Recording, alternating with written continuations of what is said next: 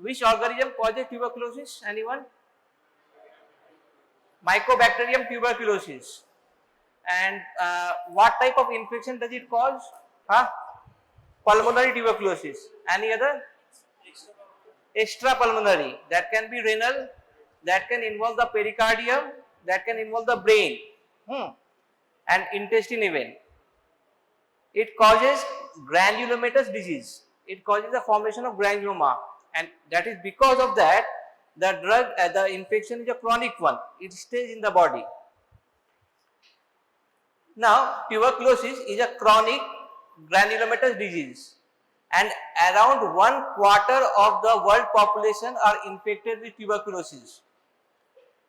That is, mostly they are latent tuberculosis. That means the infection remains in the dormant stage, and when in certain point of time the immunity of the patient is compromised, then the infection become active. So, about 1/4 of the world's population are infected with tuberculosis, but most of these are latent TB, and without treatment, on an average 1 in 10 people they show active disease in the future, and the risks are higher in patients of HIV, in diabetes, and in those with any sort of immunocompromised state. As per WHO statistics 2022, estimated 10.6 million people fell ill worldwide with tuberculosis. Tuberculosis can affect any patient across the whole globe in all age group. It is not that it is prevalent only in India. India accounts for 25% of the TB global burden. So, India is most affected one, with an estimated TB incidence of 2.77 million. And in 2012, the government of India has made tuberculosis a notifiable disease. What do we mean by notifiable disease? If a patient is diagnosed with tuberculosis, that has to be reported. Now, the national tuberculosis programs, since 1962, India has launched a national TB program, the first one being the National TB Program NTP in 1962. Then that was reorganized in 1977 and it was formed Revised National Tuberculosis Control Program or RNTCP. Later on in 2020, it is converted to National Tuberculosis Elimination Program NETP. TB and HIV. The HIV patients are more prone to tuberculosis because they are immunocompromised, and high prevalence of Mycobacterium tuberculosis, Mycobacterium avium complex. These mycobacteria, they include Mycobacterium tuberculosis, and there are other non-tubercular mycobacteria. One of them is Mycobacterium avium complex, and HIV patients are more prone to develop Mycobacterium tuberculosis or Mycobacterium avium complex infection. India has a large load of HIV infected subjects, and these persons have 10% risk of developing TB every year. Moreover, they are especially vulnerable. Why TB more important in HIV? Because they are more vulnerable for extrapulmonary tuberculosis. They are more vulnerable to develop severe form of TB, including miliary TB.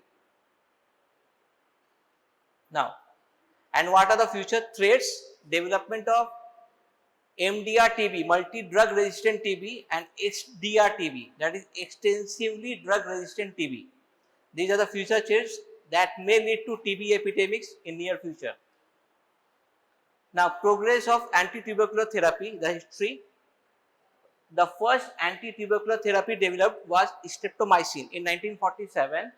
Then came the isoniazid in 1952, and simultaneously pyrazinamide followed. Later on, ethambutol in 1961, rifampin in 1962. Fluoroquinolones and some rifampin congeners that include rifapentin, rifabutine are the later additions. Two novel drugs, these are the newer drugs, bedaquiline and delamanid. They have been recently approved for the anti-tubercular therapy.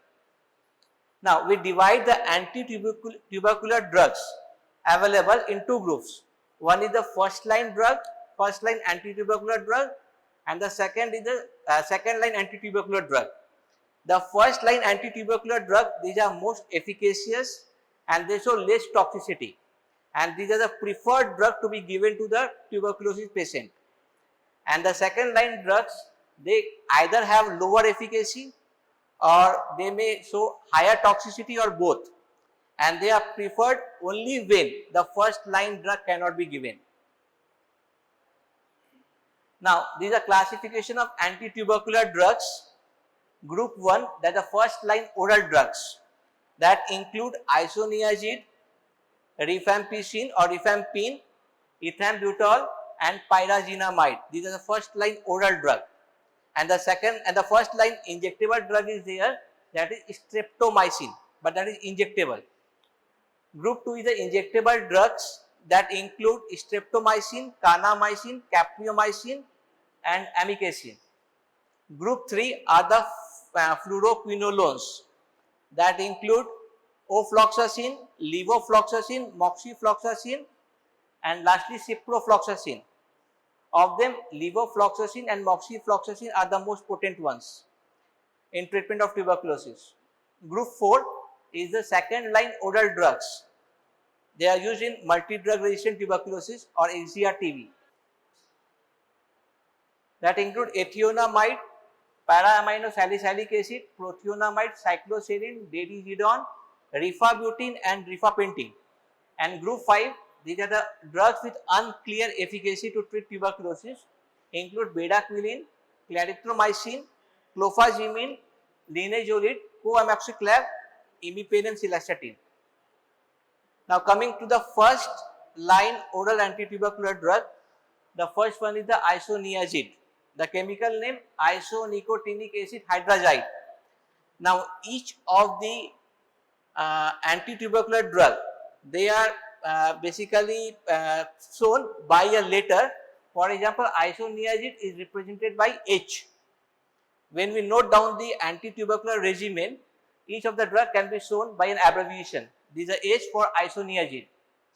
Now, is the excellent anti-tubercular drug. Among the anti-tubercular drugs available, isoniazid and rifampin, these are the two most excellent anti-tubercular drug used in maximum anti-tubercular regimen. It's an excellent anti-tubercular drug. It's an essential component of all anti-tubercular regimen, unless the patient is not able to tolerate the drug or the patient is resistant to the drug. Now, these are primarily tuberculocidal, means they kill the bacteria and act on both extracellular as well as intracellular organism and act in the acidic as well as alkaline medium. Fast multiplying organisms are rapidly killed while the quiescent ones are only inhibited. It's one of the cheapest anti-tubercular drug. Now, how does it act? They basically inhibit mycolic acid synthesis. It's one of the fatty acid component of the mycobacterial cell wall. And as mycolic acid synthesis is inhibited, it is not incorporated in the mycobacterial cell wall, lipid content is decreased. Now, two genes INHA and KASA, INHA and KSA, these are involved in the synthesis of mycolic acid, and these are the targets of isoniazid action. Now, what does isoniazid do? It enters the mycobacterial cell wall, and basically it is converted by a catalase peroxidase enzyme to a reactive metabolite. Now, this reactive metabolite, they combine with NAD to form an adduct, and that is responsible for the inhibition of the INHA gene and KASA gene. Now, they also form adduct with NADP, and that result in the inhibition of mycobacterial dihydrofolate reductase enzyme inhibition. Now, coming to the resistance to the drug, the tuberculosis patient, they harbor their tubercular bacilli.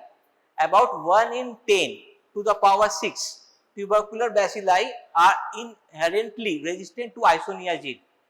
So, if isoniazid is given alone for a prolonged period for the treatment of tuberculosis patient, what will happen? These resistant bacteria that are already present, they will proliferate, and that will lead to the development of the resistant bacilli in a course of 2 to 3 months or even earlier. The most common mechanism which confers resistance to the isoniazid are mutation of the catalase peroxidase enzyme by CAT-G gene. So, basically mutation in the CAT-G gene that result in the development of the isoniazid resistance, and this resistance basically basically this resistance can't be overcome, and when the patient is resistant to the drug has to be stopped. There are other cause of resistance to isoniazid that include mutation in the INS-A gene, but that is low level type of resistance, and that can be overcome by the increase in dose of isoniazid. Generally, in most of the patient, isoniazid dose is 300 milligram per day, but in this type of patients, it has to be increased to 900 milligram per day. Resistance can also occur due to efflux of isoniazid from the bacterial cell. The incidence of primary isoniazid resistance varies widely among different populations and depend on the extent of use and misuse of isoniazid. No cross resistance with other anti-tubercular drug. Isoniazid resistance মানে কিন্তু অন্য anti-tubercular drug এর resistance হবে সেটা নেই।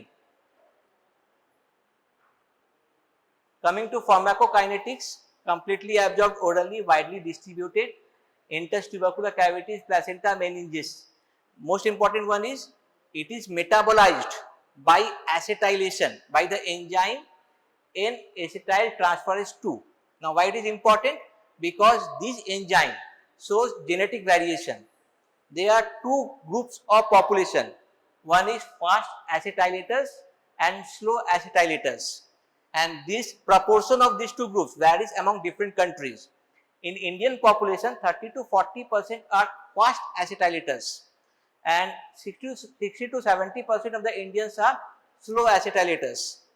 And because of the fast acetylators, the half-life of isoniazid become 1 hour, and for slow acetylators, the half-life of the drug becomes 3 hours.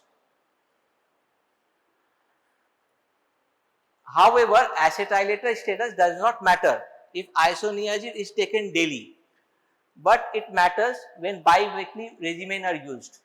And important one is isoniazid induced peripheral neuritis is more common in slow acetylators. Achha, next, a hepatotoxic minor metabolite caused by the action of CYP2E1 from acetyl hydrazine is also there, and because of this, isoniazid hepatotoxicity are more common in chronic alcoholics, because alcohol induces CYP2E1, and that result in more generation of hepatotoxic metabolite. Now, interactions: aluminum hydroxide inhibit the drug absorption. Isoniazid retards phenytoin, carbamazepine, diazepam, theophylline and warfarin metabolism by inhibiting CYP2C19 and CYP3A4. Again, the rifampin, another anti-tubercular drug that is a potent enzyme inducers. So, isoniazid inhibit the enzyme and rifampin induce the enzyme, and the net effect is variable. Para-amino salicylic acid inhibit isoniazid metabolism and prolongs the half-life. Adverse effect, generally well tolerated. The two most important adverse effects are peripheral neuritis and hepatotoxicity. So, peripheral neuritis and a variety of neurological manifestations including paresthesia, numbness, mental disturbance and rarely convulsion are the most important dose dependent adverse effect. These are due to interference with the production of active coenzyme pyridoxal phosphate and its increased excretion in urine, and that can be dealt with by the use of pyridoxine. Pyridoxine given prophylactically 10 milligram per day prevent the neurotoxicity even with higher doses of isoniazid. And prophylactic drug must be given to diabetics, to the chronic alcoholics, malnourished, pregnant, lactating and HIV positive patient, and when higher dose of isoniazid are used. Isoniazid neurotoxicity is treated by pyridoxine 100 milligram per day. Now, coming to the second important adverse effect, hepatitis. Hepatitis, a major adverse effect of isoniazid. They are rare in children but more common in older people and alcoholics. Why? Because alcohol is inducing CYP2E1 and leading to the generation of more hepatotoxic metabolite. Isoniazid must be stopped at the first sign of hepatotoxicity, and basically the adverse effect is reversible here. When you stop the drug, the liver toxicity reverses back. Other side effects are lethargy, rashes, mild anemia and arthralgia. Coming to the second and first line antitubercular drug, rifampin, denoted by R. It is a semi-synthetic derivative of rifamycin B obtained from Streptomyces mediterraneae. Now, it's bactericidal to end tuberculosis, unlike isoniazid, which act only on the Mycobacterium tuberculosis. Rifampicin act on Mycobacterium tuberculosis and many other gram-positive and gram-negative bacteria like Staph aureus, Neisseria meningitidis, Haemophilus influenzae, E. coli, Klebsiella, Pseudomonas proteus and Legionella. Now, against TB bacilli, it is as efficacious as isoniazid and better than all other drugs. The bactericidal action covers all subpopulation of TB bacilli. Subpopulation means dormant, rapidly dividing TB bacilli, slowly dividing TB bacilli. But it acts based on slowly or intermittently dividing TB bacilli. Mycobacterium leprae is also sensitive to rifampicin, and in fact, it is used in the anti-lepratic regimen, while Mycobacterium avium complex and some other mycobacteria are moderately susceptible. Both extra and intracellular bacilli are affected, so that it has good sterilizing and resistance preventing action. Mechanism of action, it inhibits RNA polymerase. Basically, it inhibits RNA synthesis by binding to beta subunit of mycobacterial DNA dependent RNA polymerase encoded by RPOB gene and blocking its polymerizing function. The basis of selective toxicity is that mammalian RNA polymerase less avidly bind to rifampin. Now, resistance, mycobacteria and other organisms develop resistance to rifampin rather rapidly.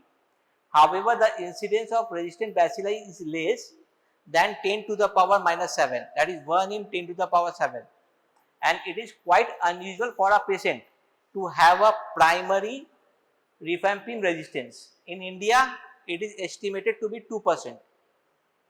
Now, rifampin resistance is nearly always due to mutation in the RPOB gene, which encodes for RNA polymerase, and no cross resistance with any other antitubercular drug.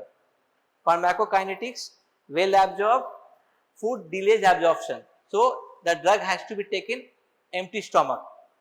Widely distributed in the body, penetrate intracellularly, enters tubercular cavities, caseous masses, placenta.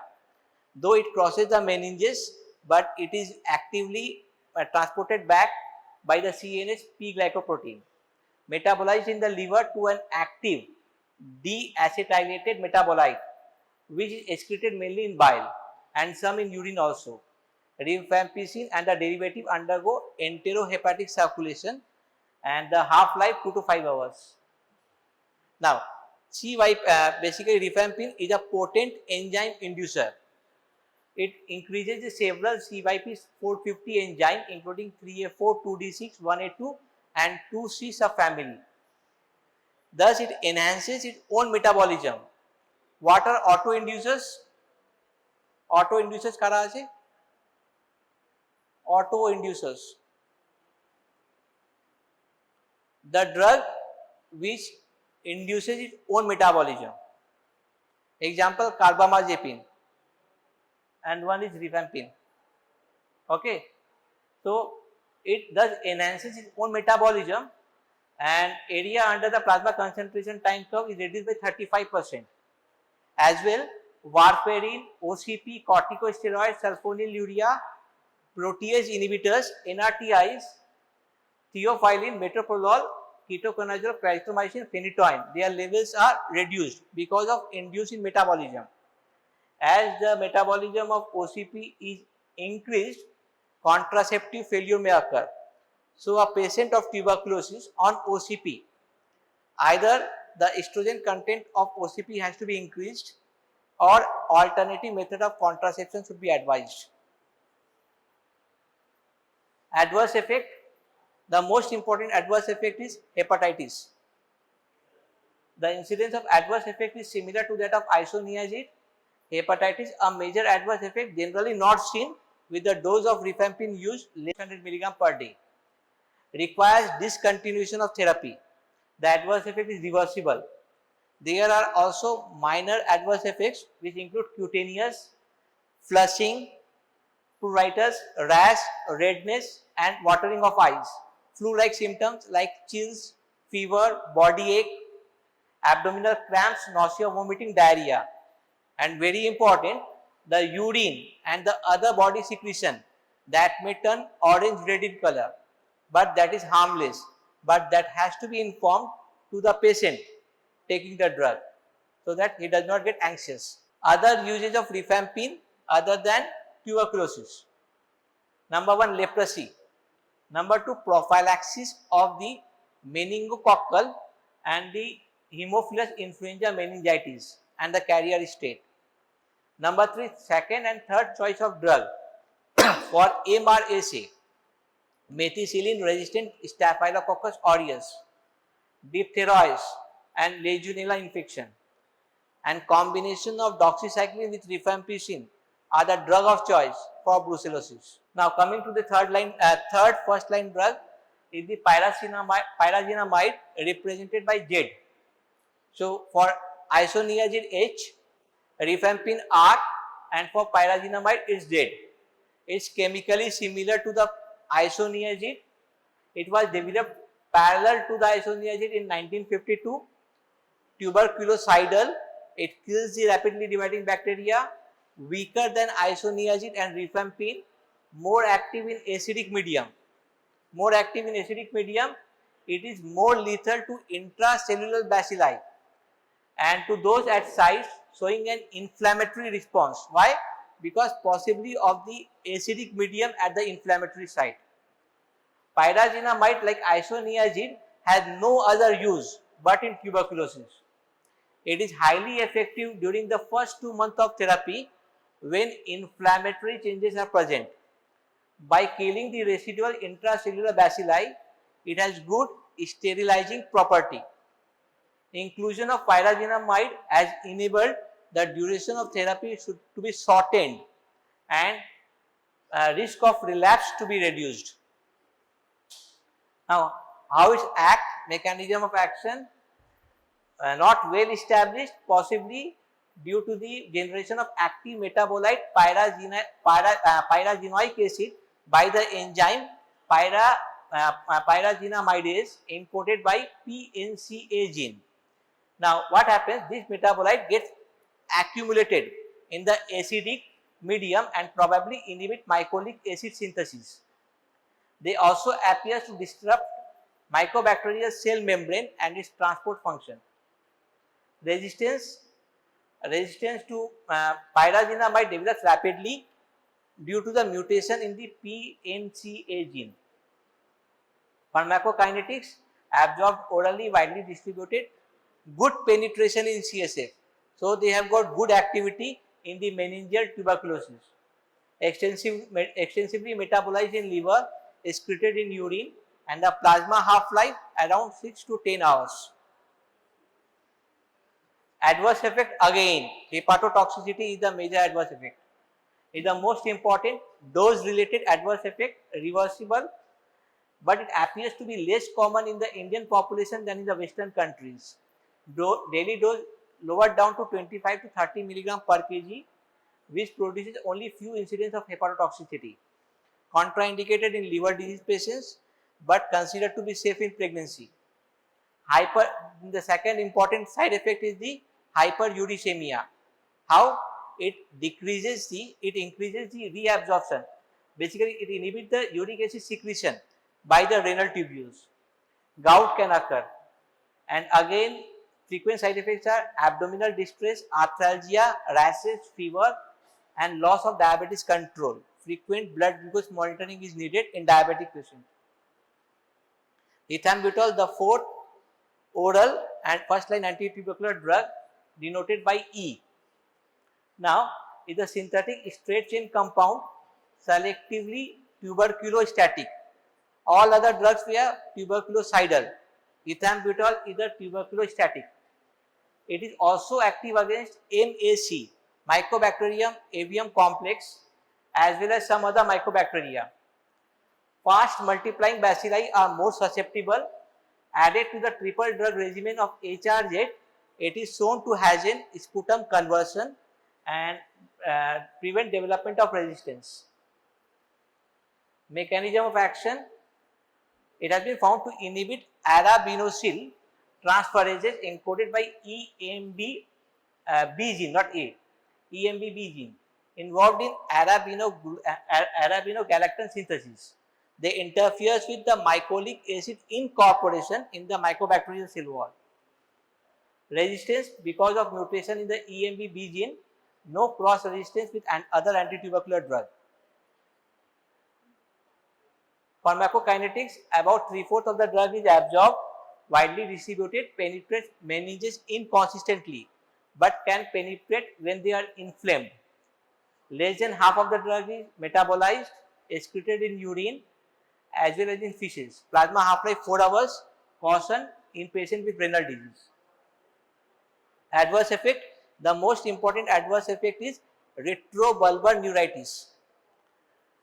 Patient acceptability very good, loss of visual acuity, color vision, field defect due to retrobulbar neuritis is the most important dose and duration of therapy dependent toxicity. Whenever the first sign of the eye involvement is seen with the drug should be immediately withdrawn. Because young children may be unable to report early visual impairment, it is advisable not to give in children, but can be used nowadays with due precaution. With early recognition and stoppage of the drug, the visual toxicity is largely reversible. Ethambutol produces few other symptoms like nausea, rashes, fever, rarely peripheral neuritis. Peripheral neuritis is the most common adverse effect of this drug. The most common adverse effect of which drug is peripheral neuritis, of which antitubercular drug. It's isoniazid, and that is combated by use of pyridoxine. Most important adverse effect of rifampin, it is hepatotoxicity. Most important adverse effect of pyrazinamide, hepatotoxicity and hyperuricemia. And for ethambutol, it's retrobulbar neuritis. Ethambutol does not cause hepatotoxicity. Acha. It is safe during pregnancy. It is used in MAC infection as well. Streptomycin is the first line drug but injectable one. It is the first clinically useful antitubercular drug. It is tuberculocidal but less effective than isoniazid or rifampin. Now they act only on the extracellular bacilli, so they cause because of poor penetration into the cell. It does not cross the CSF and has poor action in the acidic medium. Now resistance develop rapidly when streptomycin is used alone, and in case of streptomycin resistance the drug has to be stopped. Most non-tubercular mycobacteria are unaffected by streptomycin. Now what are the important side effects of streptomycin? As like with other aminoglycosides, ototoxicity and nephrotoxicity.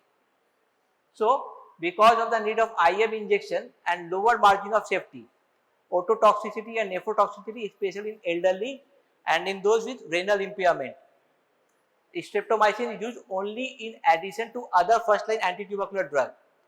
Generally একটা TB patient treat করার জন্য আমরা oral anti-tubercular first line therapy use করি.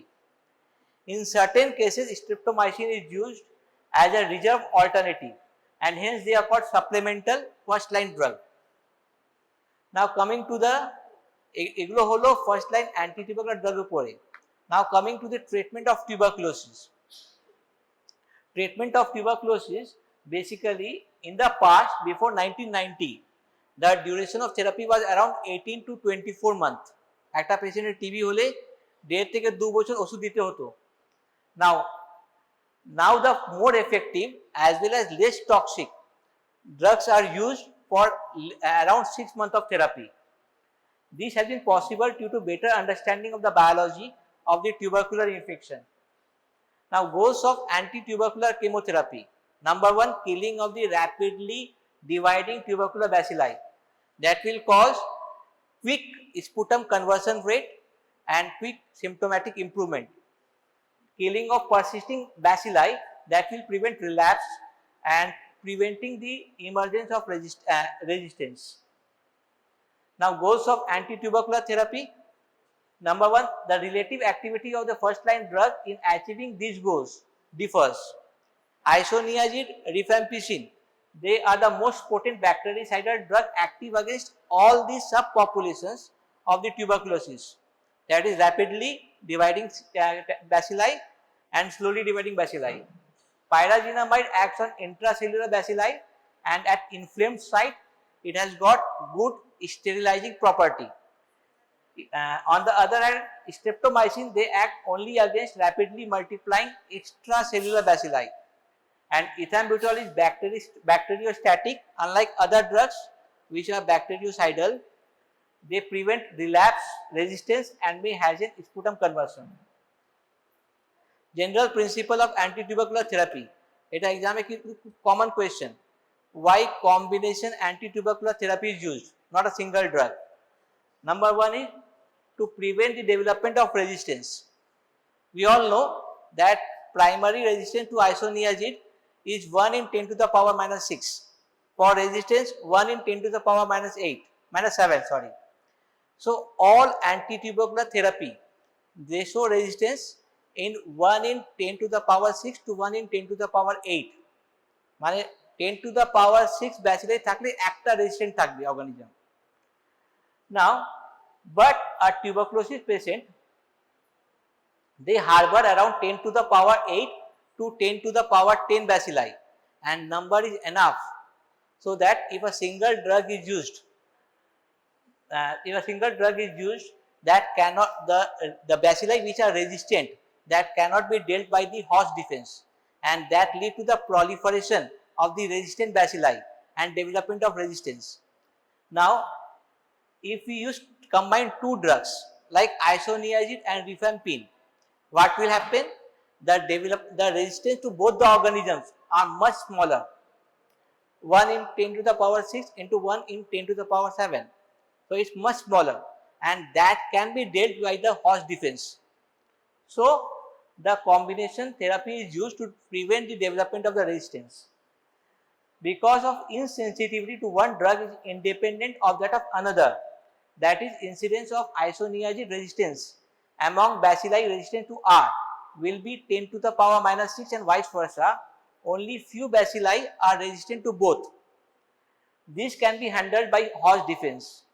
By the same rationality, massive infection more than 10 to the power 10 can be treated by 3 or more drugs.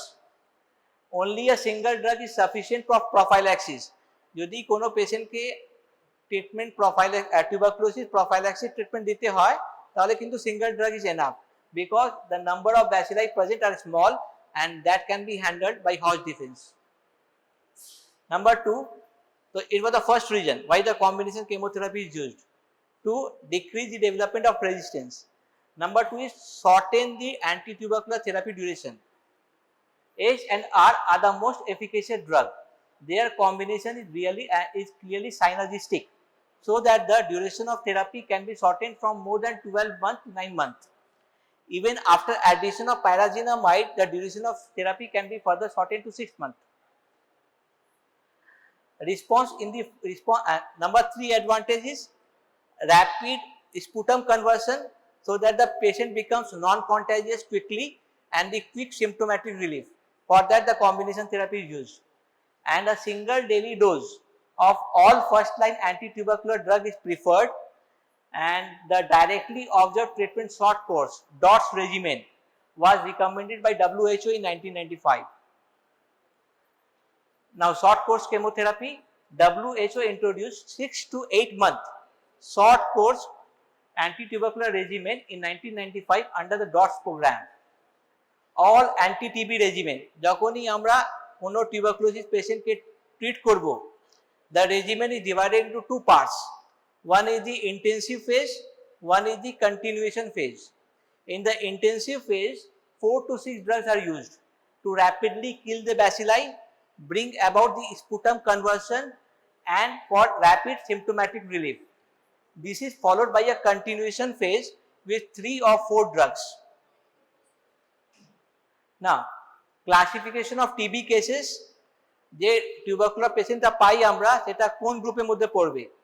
Number 1 is drug sensitive tubercular bacilli. These patients, the bacilli are sensitive to all the first line anti-tubercular drugs, to all the 5 first line anti-tubercular drugs, including isoniazid, rifampin, ethambutol, streptomycin, and pyrazinamide. Multi-drug resistant tuberculosis. Multi-drug resistant tuberculosis, here the patient have bacilli that are resistant to isoniazid and rifampin both. Multi-drug resistant tubercular bacilli, multi-drug resistant patient কাকে বলা হয়? Multi-drug resistant tuberculosis patient MDR TB কাকে বলা হয়? When the patient harbors TB bacilli resistant to both isoniazid and rifampin, they are MDR TB.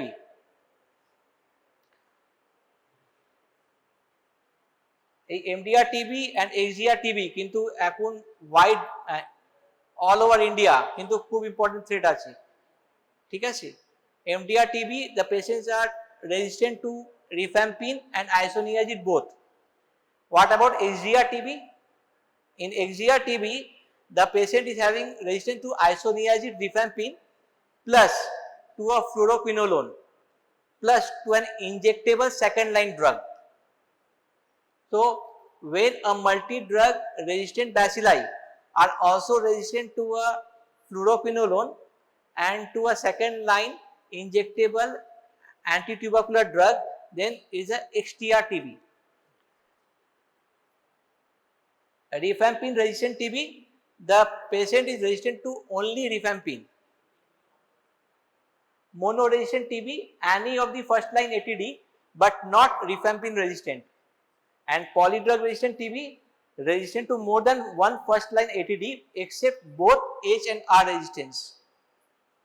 Now, these are basically a treatment guideline for anti-tubercular therapy. Generally, the drug sensitive patients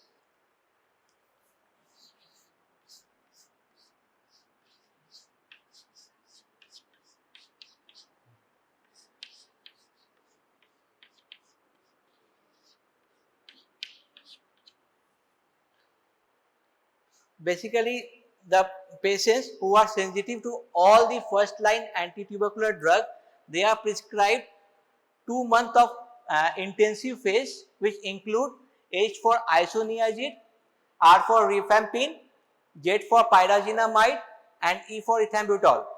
These 4 drugs are combined for 2 months, and for the continuation phase 4-month therapy is given, which include isoniazid, rifampin and ethambutol. There is a treatment protocol for the drug sensitive tuberculosis patient. All new tuberculosis patient or have taken the drug for less than 1 month are presumed to be drug sensitive TB patient. ठीक है? Now, for example, if a patient was on anti-tubercular therapy, patient withdrew from it after taking 2 months, then he is not drug sensitive TB, he is not a new case of TB. In those cases, in drug defaulters or basically treatment failure patient, in those patients, basically number one thing, drug sensitivity testing is to be done to look for sensitivity to all the first line and second line anti-tubercular drug therapy, so that the patient can be classified in which group he is falling. Simultaneously, the treatment should not be withheld and the patient is started on HRJDS, streptomycin is added, plus 1 HRZE. For the next 1 month, streptomycin is withdrawn. This is the intensive phase, plus 5 HRE. 5 months of isoniazid, this is the continuation phase. This is the therapy. By after the availability of the drug sensitivity testing report, if the treatment has to be modified, that is the other case. Now, coming to the MDR TB, XDR TB তোমাদের অন্য ক্লাসে হবে, তো সেটা যাচ্ছি না। Tuberculosis in pregnant mother. Now, in this patient, the treatment protocol is same, 2 HRJD plus 4 HRE. All the drugs can be safely given to the pregnant mother and the treatment should not be kept hold. Streptomycin is contraindicated because there is a risk of fetal ototoxicity. Coming to the tuberculosis in the lactating mother, all the drugs can be given in a lactating mother suffering from tuberculosis. 2 HRJD and 4 HRE is a normal regimen, and the infant and the baby should be given the isoniazid prophylaxis after ruling out active TB. Now, coming to tuberculosis and HIV, in this patient also the regimen is same, that is 2 HRZE and 4 HRE. Now, coming to the next role of corticosteroids in tuberculosis. Corticosteroids is not given in every patient except in certain cases like in seriously ill patient, miliary TB or severe pulmonary TB, when hypersensitivity reaction occur to the anti-tubercular drugs. In case of meningeal, renal, pericardial tuberculosis or pleural effusion. In AIDS patient with severe manifestation of tuberculosis. But it is contraindicated in intestinal tuberculosis because there is a risk of silent perforation. Chemoprophylaxis. What is the purpose of chemoprophylaxis? To prevent the development of active TB from the latent TB. Now, where it has to be given? Where the risk of conversion is high. Examples: contacts of open cases who show recent Mantoux conversion, children with sputum positive TB patient in the family, neonate of tubercular mother, patient of leukemia, diabetes, silicosis or those receiving immunosuppressant medications or those on long-term corticosteroid therapy, HIV infected contacts of sputum positive index cases. Regimen: isoniazid 300 mg or 10 mg per kg for duration of 6 months. The second regimen equally efficacious is the once a week rifampicin 10 mg per kg and high dose isoniazid 15 mg per kg for 3 months. In today's class, we'll look at another disease that has practically shaped human civilization and culture through ages. Okay, the disease is simply rabies. I think most of you have heard about the disease and also have watched movies, read novels, etc. regarding these three things. What is the first picture shows? It's about werewolves, vampires, and zombies, right? So, this disease has actually led to the creation of these characters. They may be fictional, but they were actually inspired probably from this disease. So, after this class, when you get to know about the disease, you will understand why and how these sort of characters came into the literature and thereafter in other sources of. Now, to understand that, first, before going to the vaccines, a little bit about history. Now, the word rabies comes from the Latin word rabere. It means to rage. The other sources in the history shows in Sanskrit it was called as rabhas. The Sushrut Samhita has given a detailed description of what rabies is and highlights a phenomenon that is seen in rabies that is called as hydrophobia. So the disease was earlier was also called as the disease of water scare or hydrophobia. Similarly, the ancient Greeks labeled this form based on a violent type of instinct that was seen in warriors during the time of war. That is the reason why this group of viruses is called as Lissa virus. Okay, it all stems from the one thing that is rage and violence. Now, this disease was known to mankind from prehistoric times.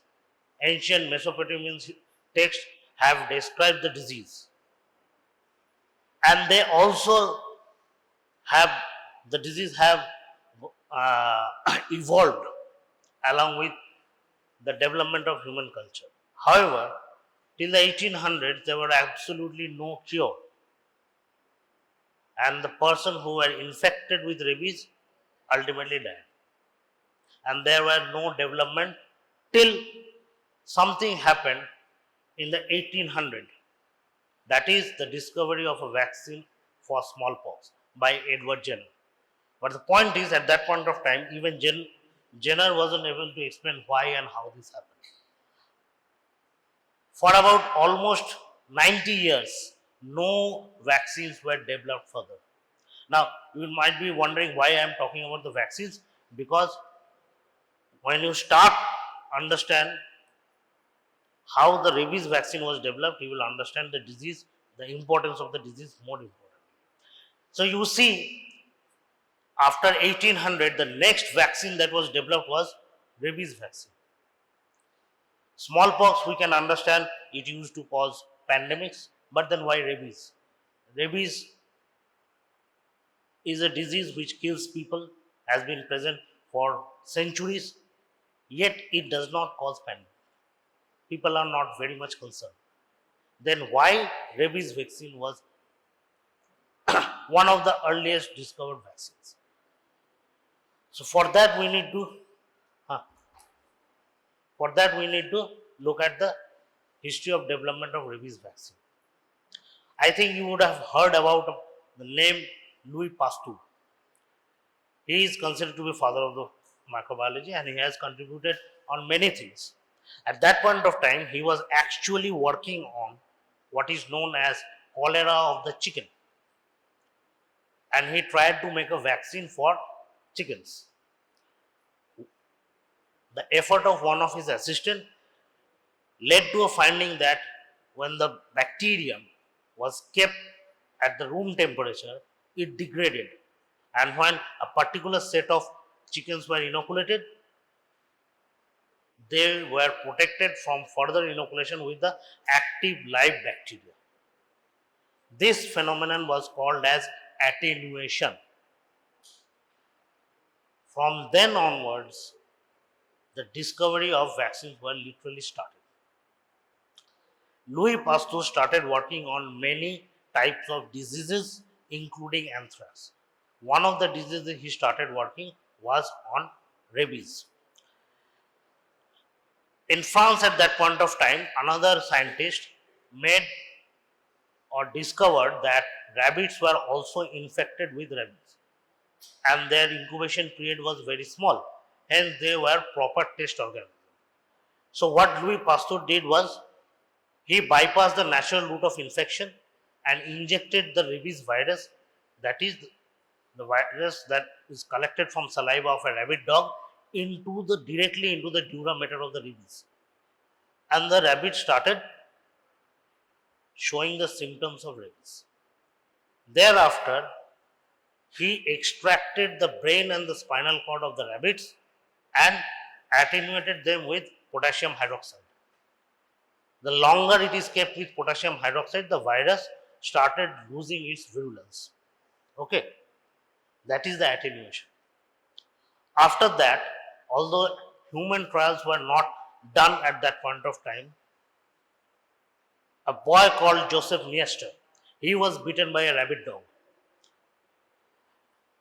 Pasteur, along with another doctor, vaccinated that boy with this neural extract. It was not called a vaccine at that point of time, extract, and prevented the disease in that boy. Then he published this finding and first time called this phenomenon as vaccination in honor of Edward Jenner, who invented the first type of vaccine of cowpox. So cowpox is called vacca in France. That's why he named it vaccination. Thereafter, it was the first time it was shown that rabies vaccination could prevent the disease in human beings. Why? Because it was seen that after a person gets bitten or exposed to rabies virus, the incubation period, what is incubation period? From the first day of acquiring the infection to the first day of demonstrating signs and symptoms of the disease. This is called incubation period.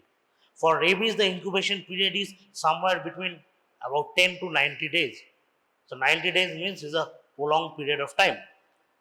So the logic was that if a person gets bitten by a rabid dog, before he demonstrates the symptoms, we have enough time that we can vaccinate a person so that the person develops the antibody against the virus and gets protected from the disease. This is how the initial part of the rabies were used for vaccination. Now, for vaccination, we can divide the rabies virus into two types. What is street virus and what is fixed virus? Fixed virus means the virus which has a short, fixed and reproducible incubation period. It is prepared by repeated culture in the brain of the rabbits, hence it is reduced and fixed. It does not form negri bodies, I will come to it later. And it has an incubation period which is constant between 4 to 6 days. Now compare with the street virus. It is seen in the wild animals, obviously, found in the saliva of the infected animals. If the animal demonstrates signs and symptoms, we can get negri bodies in the animals, and the incubation period in this case is varied from 2 weeks to 3 months, even sometimes about a year. Now, the street virus is pathogenic to all mammals. Please remember, all mammals. Whereas the fixed virus is pathogenic to humans only in certain conditions. Long story short, fixed virus is used for production of vaccines. It has a shorter incubation period. It is not as virulent as the street virus, and it has a fixed incubation period. Understood? So this is how Louis Pasteur discovered or invented the vaccine for rabies. Now let us look at the global picture of rabies. Where is rabies present in the world? Rabies is present everywhere except in some of the island continents. Now, please keep in mind, I am talking about dog transmitted rabies. Okay? When, please recall, in the street virus classification, I said it can infect any mammals. One of the very important mammals are bats. But the probability of transmission of virus from bats to humans are very less. Okay. More important is the transmission of the virus from animals to humans by mainly pet dogs, cats, and other mammals which the human beings come in contact. So in this case, we are talking about dog transmitted rabies. And if you look at this, the so-called Western, that is the European and the North American countries and Australia, they have very less incidence of rabies. Whereas if you look at the African and the Indian subcontinent, very much prevalent. Let us look what's the situation in India. In India, you can see it is very much prevalent in these areas. These are the mostly densely populated in India by human population also. That means wherever there is huge number of people, there are dogs and the transmission of rabies. Now, I have told you it is caused by a virus which belongs to Lissa virus group. Okay. Actually, in this there are many types of Lissa viruses. Many of them causes the disease. But if you look at this, the rabies virus, this is present globally and causes disease in all mammals. Whereas for others, it is predominantly bats, some rare cases are seen. Okay.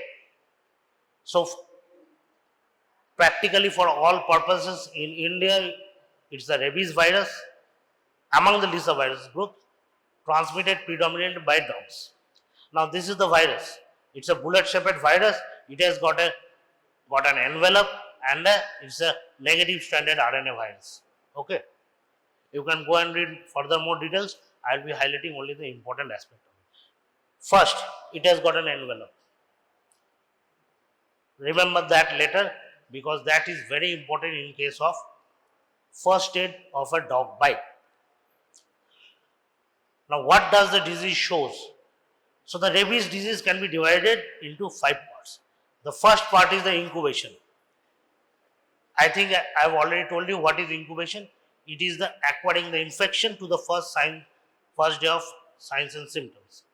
So, during the incubation period, the patient will not manifest any kind of symptoms of rabies.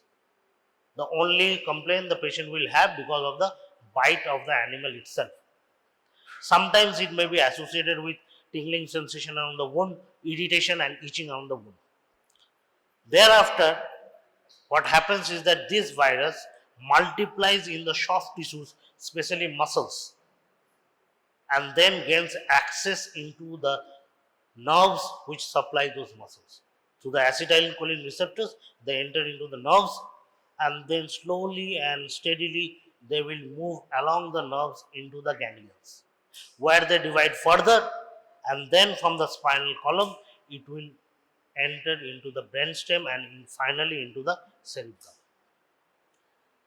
This is the part of neurological symptoms. When the virus gains access into the central nervous system, neurological symptoms manifest. The neurological symptom may manifest in any sort of neurological disorder. Okay, it generally starts with headache. Seizures can also occur. Okay. Now, why does this virus do this? Even patient may have encephalitis because the virus, once it gains access into the host, now has to travel out of the host to find another host. How does it do that? Then the virus travels from the central nervous system through the cranial nerves into the salivary glands. Inside the salivary glands, it replicates further, multiplies further, and comes out into the saliva. Now, 2 more interesting features that is seen in case of patients with rabies. First is what is known as hydrophobia. Although the name suggests the patient becomes fearful of water, it is actually not a fear of water. What happens is that because of the infection of the brain, there are severe spasm of the throat muscles so that the patient cannot swallow. Okay. As the disease progresses, the patient cannot even swallow his or her own saliva. This is called as hydrophobia. Now then, what is aerophobia? When the disease progresses further, if the patient faces a gust of wind, say the moving wind from a ceiling fan, that would also trigger the severe spasm in the body. That is called as aerophobia. Then what will be the outcome? Slowly the patient's neurological status will deteriorate, the patient become more and more comatose, and finally death ensues either because of the infection of the brain or cardiac arrest. Now please remember, rabies is one sort of disease which is practically 100% fatal. When I say practically 100% fatal, that means there are only few cases of rabies survival till date. Now, this is the picture. Now, when you look at this picture, after you understand this, I want to stress on 2 points. Okay. First is, suppose a person is bitten on the foot by a rabid dog. The virus is present in the saliva of the dog, is inoculated within the muscles. The virus replicates in the muscles, then from the muscles it travels to the nerves, into the ganglion, from ganglion to brainstem, into the brain, and then finally into the lacrimal and salivary gland from which the virus gets out. Okay. Now initially I had told you that the incubation period may be prolonged from 2 weeks to 90 days. The question is why? Now if the same person had been bitten on the arm, what would have been the incubation period? Shorter. It takes the virus a lot more time to travel from the foot to the brain. It will be much shorter time to travel from arm to the brain. Now what would be the incubation period if the person is bitten in the face and neck? It will be even faster. Understood? That is the reason why the incubation period varies. It varies where the bite has occurred. Okay. Now this is the actual method how it travels from the muscles to the receptors into the peripheral nerves, through the axonal transport. It moves into the synapses, then moves from one nerve to another by transsynaptic method, and then finally into the brain. Now this is the total spectrum of the disease. Till now I had described you the features or signs and symptoms of rabies. That is called as furious rabies. A similar thing is seen in animals like dogs. The furious rabies means where there is neurological manifestations. The patient will have hyperreactivity, spasms in the body, sometimes even seizures. This is called as the furious rabies. But very small fraction will have what is known as paralytic rabies. That is, in furious rabies there is excitatory discharge of the neurons, and in paralytic rabies there will be inhibitory response of the neuron.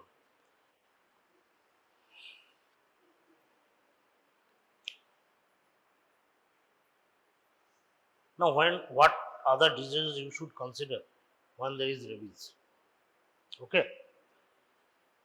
The disease should be considered when there is animal contact or there is tissue or organ transplant. Which animals? Animals like dogs, cats, wild animals like fox, raccoon, and bats. Okay.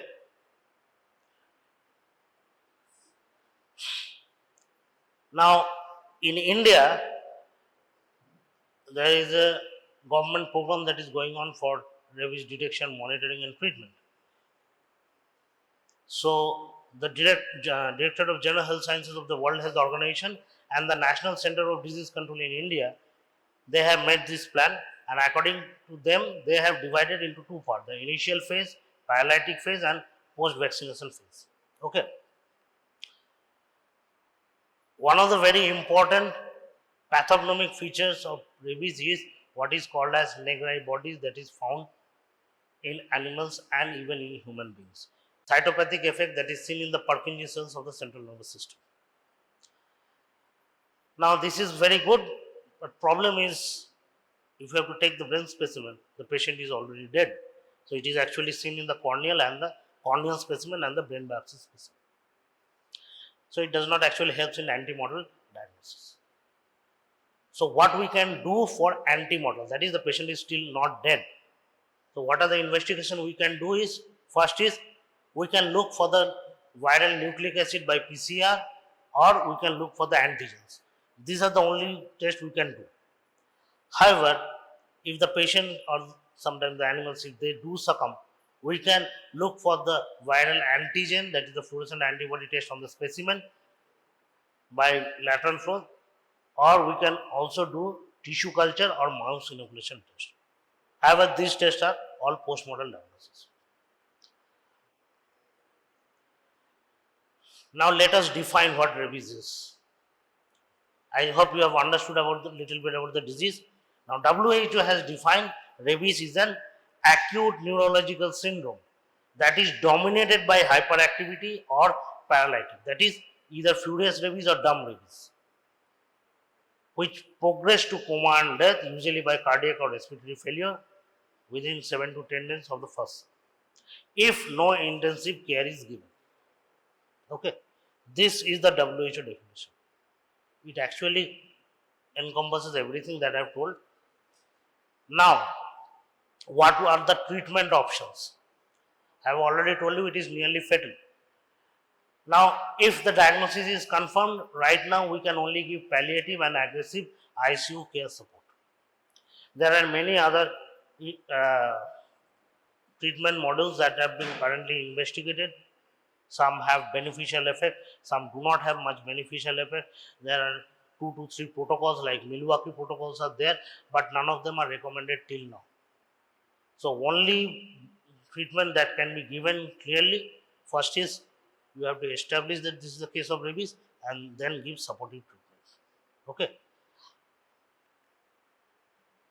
This is a list till 2014. These are the list of survivors, diagnosed cases of rabies patients who have survived.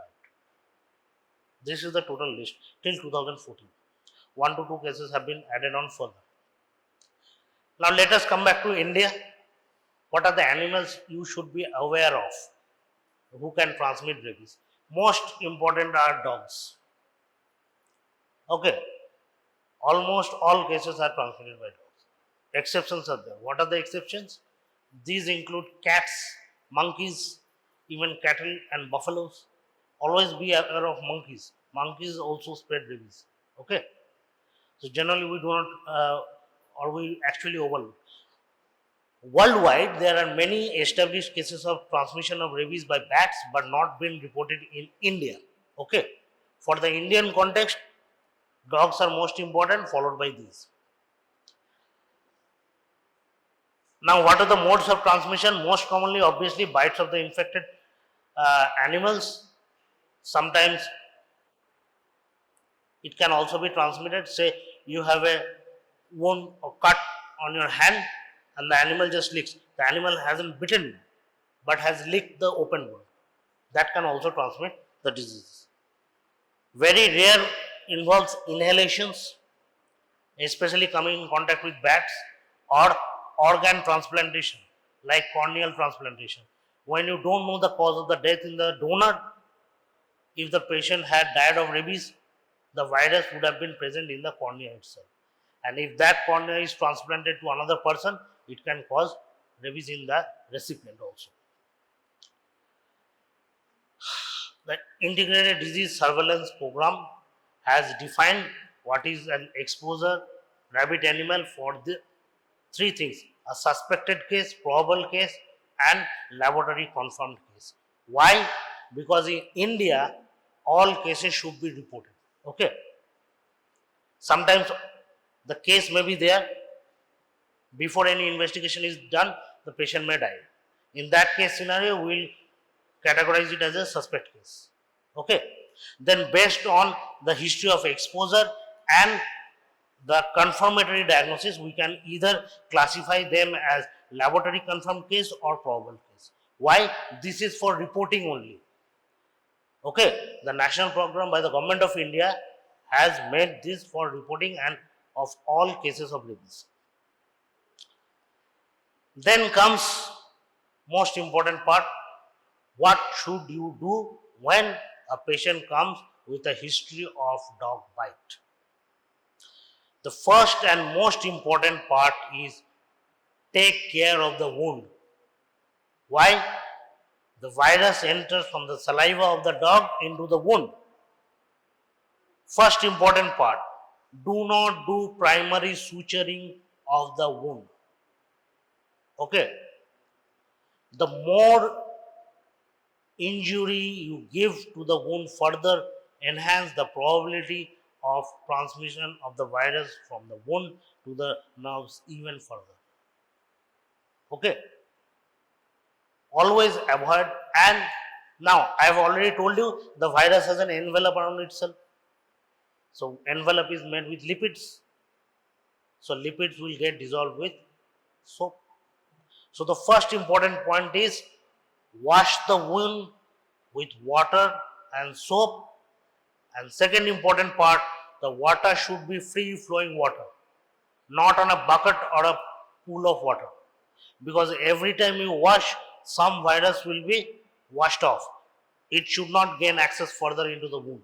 So it should be washed on a free flowing, that is, open the tap and ask the patient to wash the wound in the free flowing water.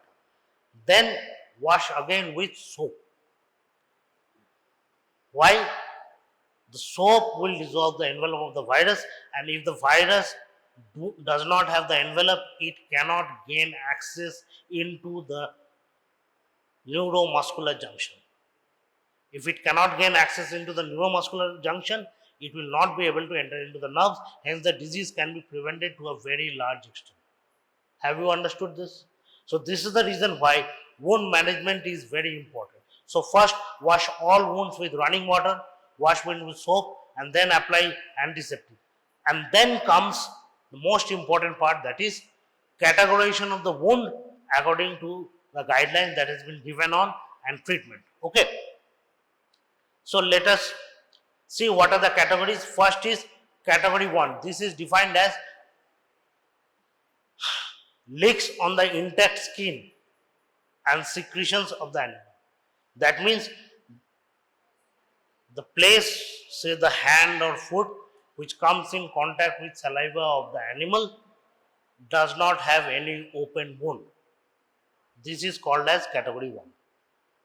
Then what is second category? It is the nibbling of uncovered skin, minor scratches and abrasions without bleeding. What does this mean? The animal has nibbled, there is little to no bleeding at all.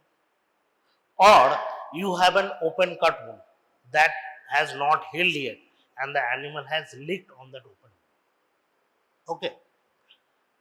The third category is rest all types of wound. Bites, whatever severe, even a single bite, single teeth puncture wound or a severe lacerated wound, whatever it is all category 3. Why this category is done? Categorization is done because of the management. Look at the right hand side. For category 3, what we have to do? Wound management, rabies immunoglobulin and rabies vaccine. For category 2, we will do wound management and rabies vaccine. And for category 1, there is no need for rabies vaccine or immunoglobulin. Okay.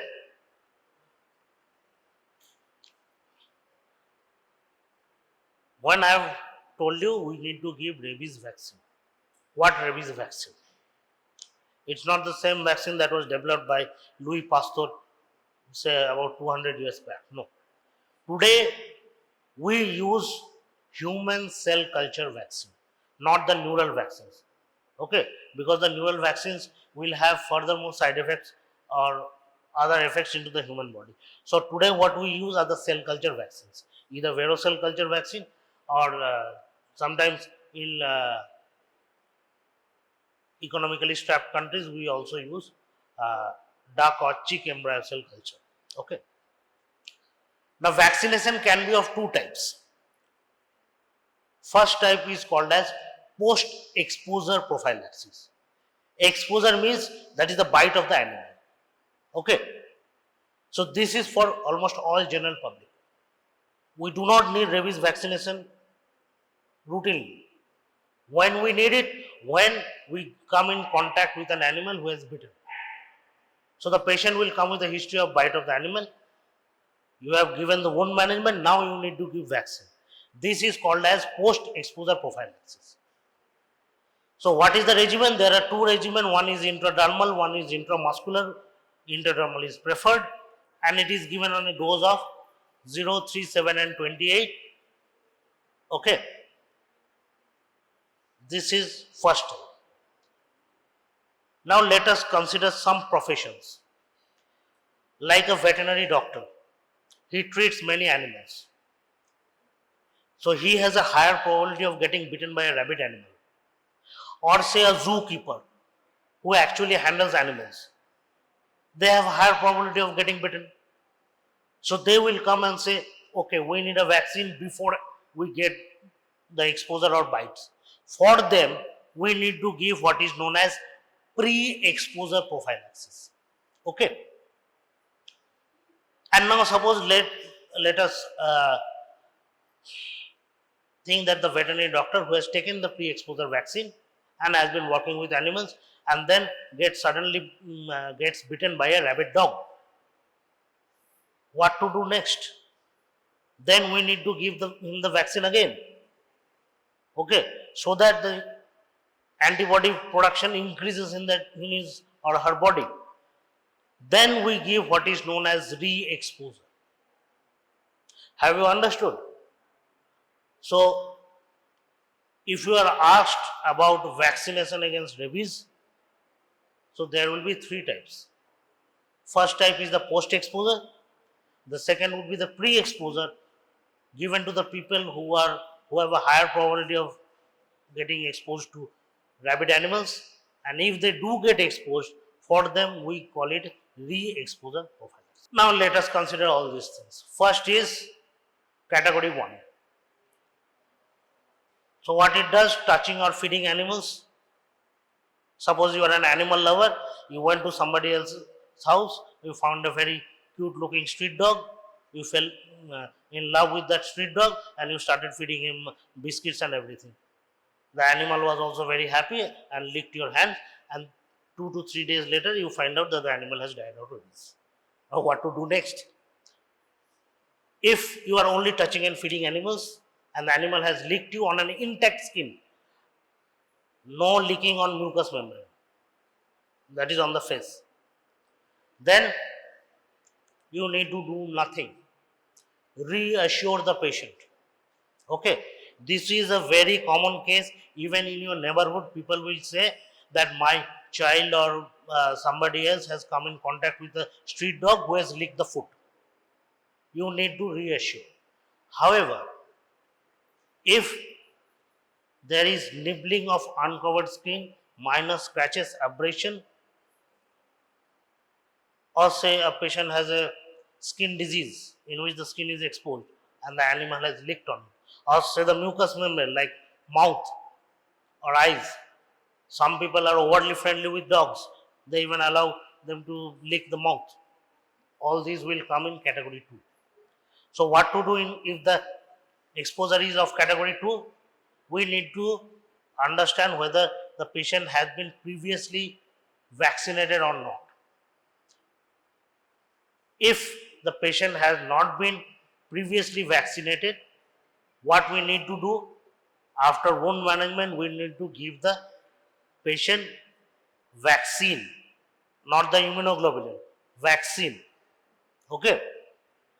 However, if the patient is immune compromised, I think I have already stated many times, there are various categories of immune compromise, from a viral infection like HIV to on steroid treatment or on anti-cancer therapy. These are all various categories of immune suppression. Suppose if the patient is immune suppressed, then you need to give immunoglobulin. because the patient cannot produce antibodies. There is no point of giving vaccine to a person who cannot produce antibodies. That's the simple logic. So rabies immunoglobulin is given at 20 international units per kg body weight. That is the human immunoglobulin that is given. Earlier equine or horse immunoglobulin used to be given.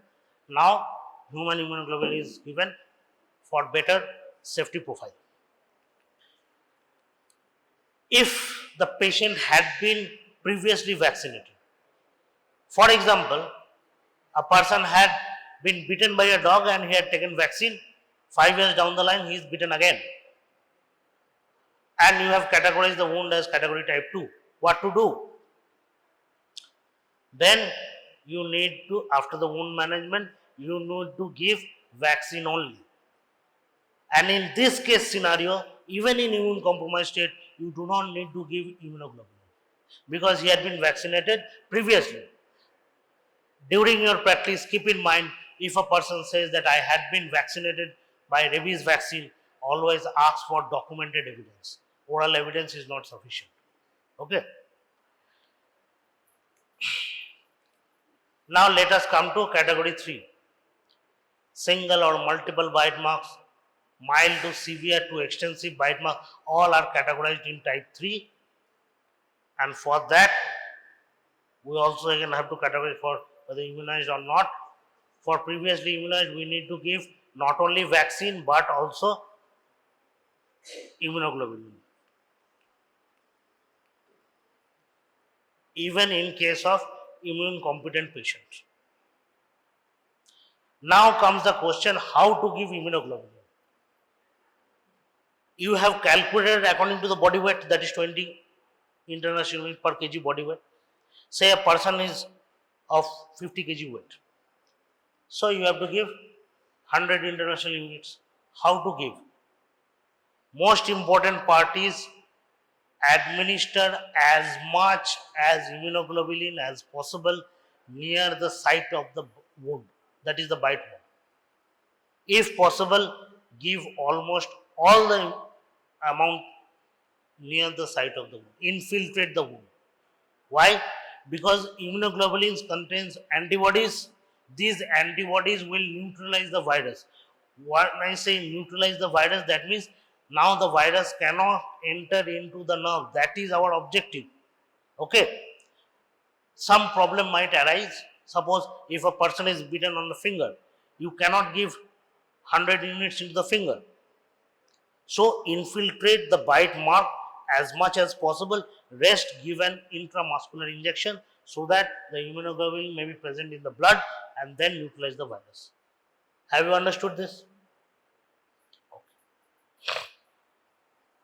The government of India has made National Action Plan for Dog Mediated Rabies Elimination Program in India for the targeted elimination by 2030. Okay, there is a specific guidelines. I think you should go to the website of Ministry of Health and Family Welfare and read about it.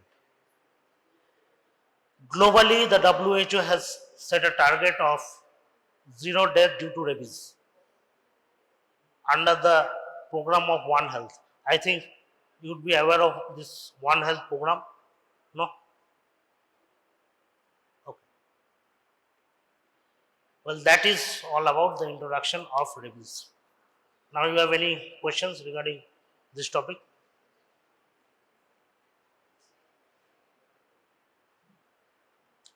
No questions? Okay.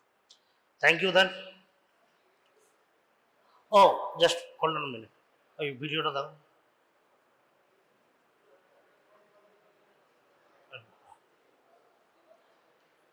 just 5 more minutes. So this is a video made by the US Army. So in 1929, now this is a group of villagers, they were attacked by a wolf. Many people were exposed, various types of wound from bite marks on hands, arms, scalp. Okay. Just observe what happens. Okay.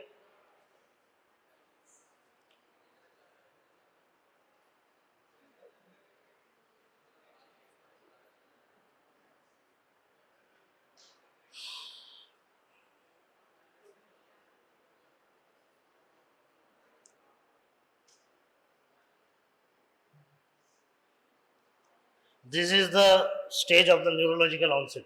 The patient is trying to drink water, but because of the spasm cannot drink.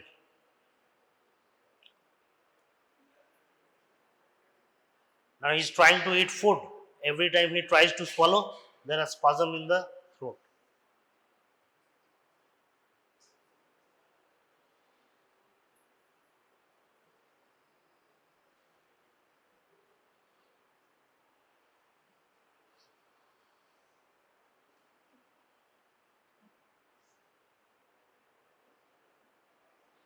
Now he cannot even swallow his own saliva.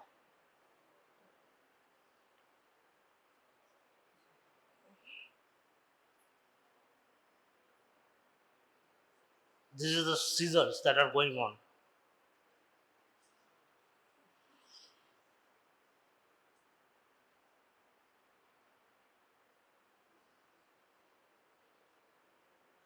And finally the patient will succumb with cardiac. Okay. So I hope you have understood something. And also please remember, if a human patient is having rabies, if that patient bites somebody else, he can transmit the disease. Okay.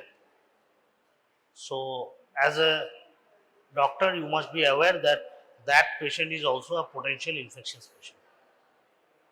Chalo, thank you. All cells are standing on the basement membrane. They are attached with the basement membrane, but their nuclei are in the different layers. So it appears as if there are multiple layers, as if it is stratified. But it is practically not stratified. Stratified এ শুধুমাত্র basal লেয়ারটা basement মেমব্রেনের সঙ্গে থাকে, বাকি তার উপরে উপরে যে সব সেলের থাকগুলো থাকে বা লেয়ার্স গুলো থাকে, they are not attached with or not related with the basement membrane. So this is the pseudo-stratified, tall columnar ciliated epithelium. Okay, goblet মানে কি? কে জানে? Goblet মানে কি? ঠিক ঠিক কে জানে মানেটা? হ্যাঁ? না সেলের বেলায় তো গবলেট হলো, আসল গবলেটটা কি জিনিস? হ্যাঁ? হ্যাঁ, wine cup. Goblet is the wine cup. এরকম একটা এরকম ডাটি, তলাটা ফ্ল্যাট, এরকম wine cup. It is the goblet. Yes, ওই রকম দেখতে বলে এগুলো গবলেট সেল। ওকে, ওপরটা ফাঁকা। হ্যাঁ, next.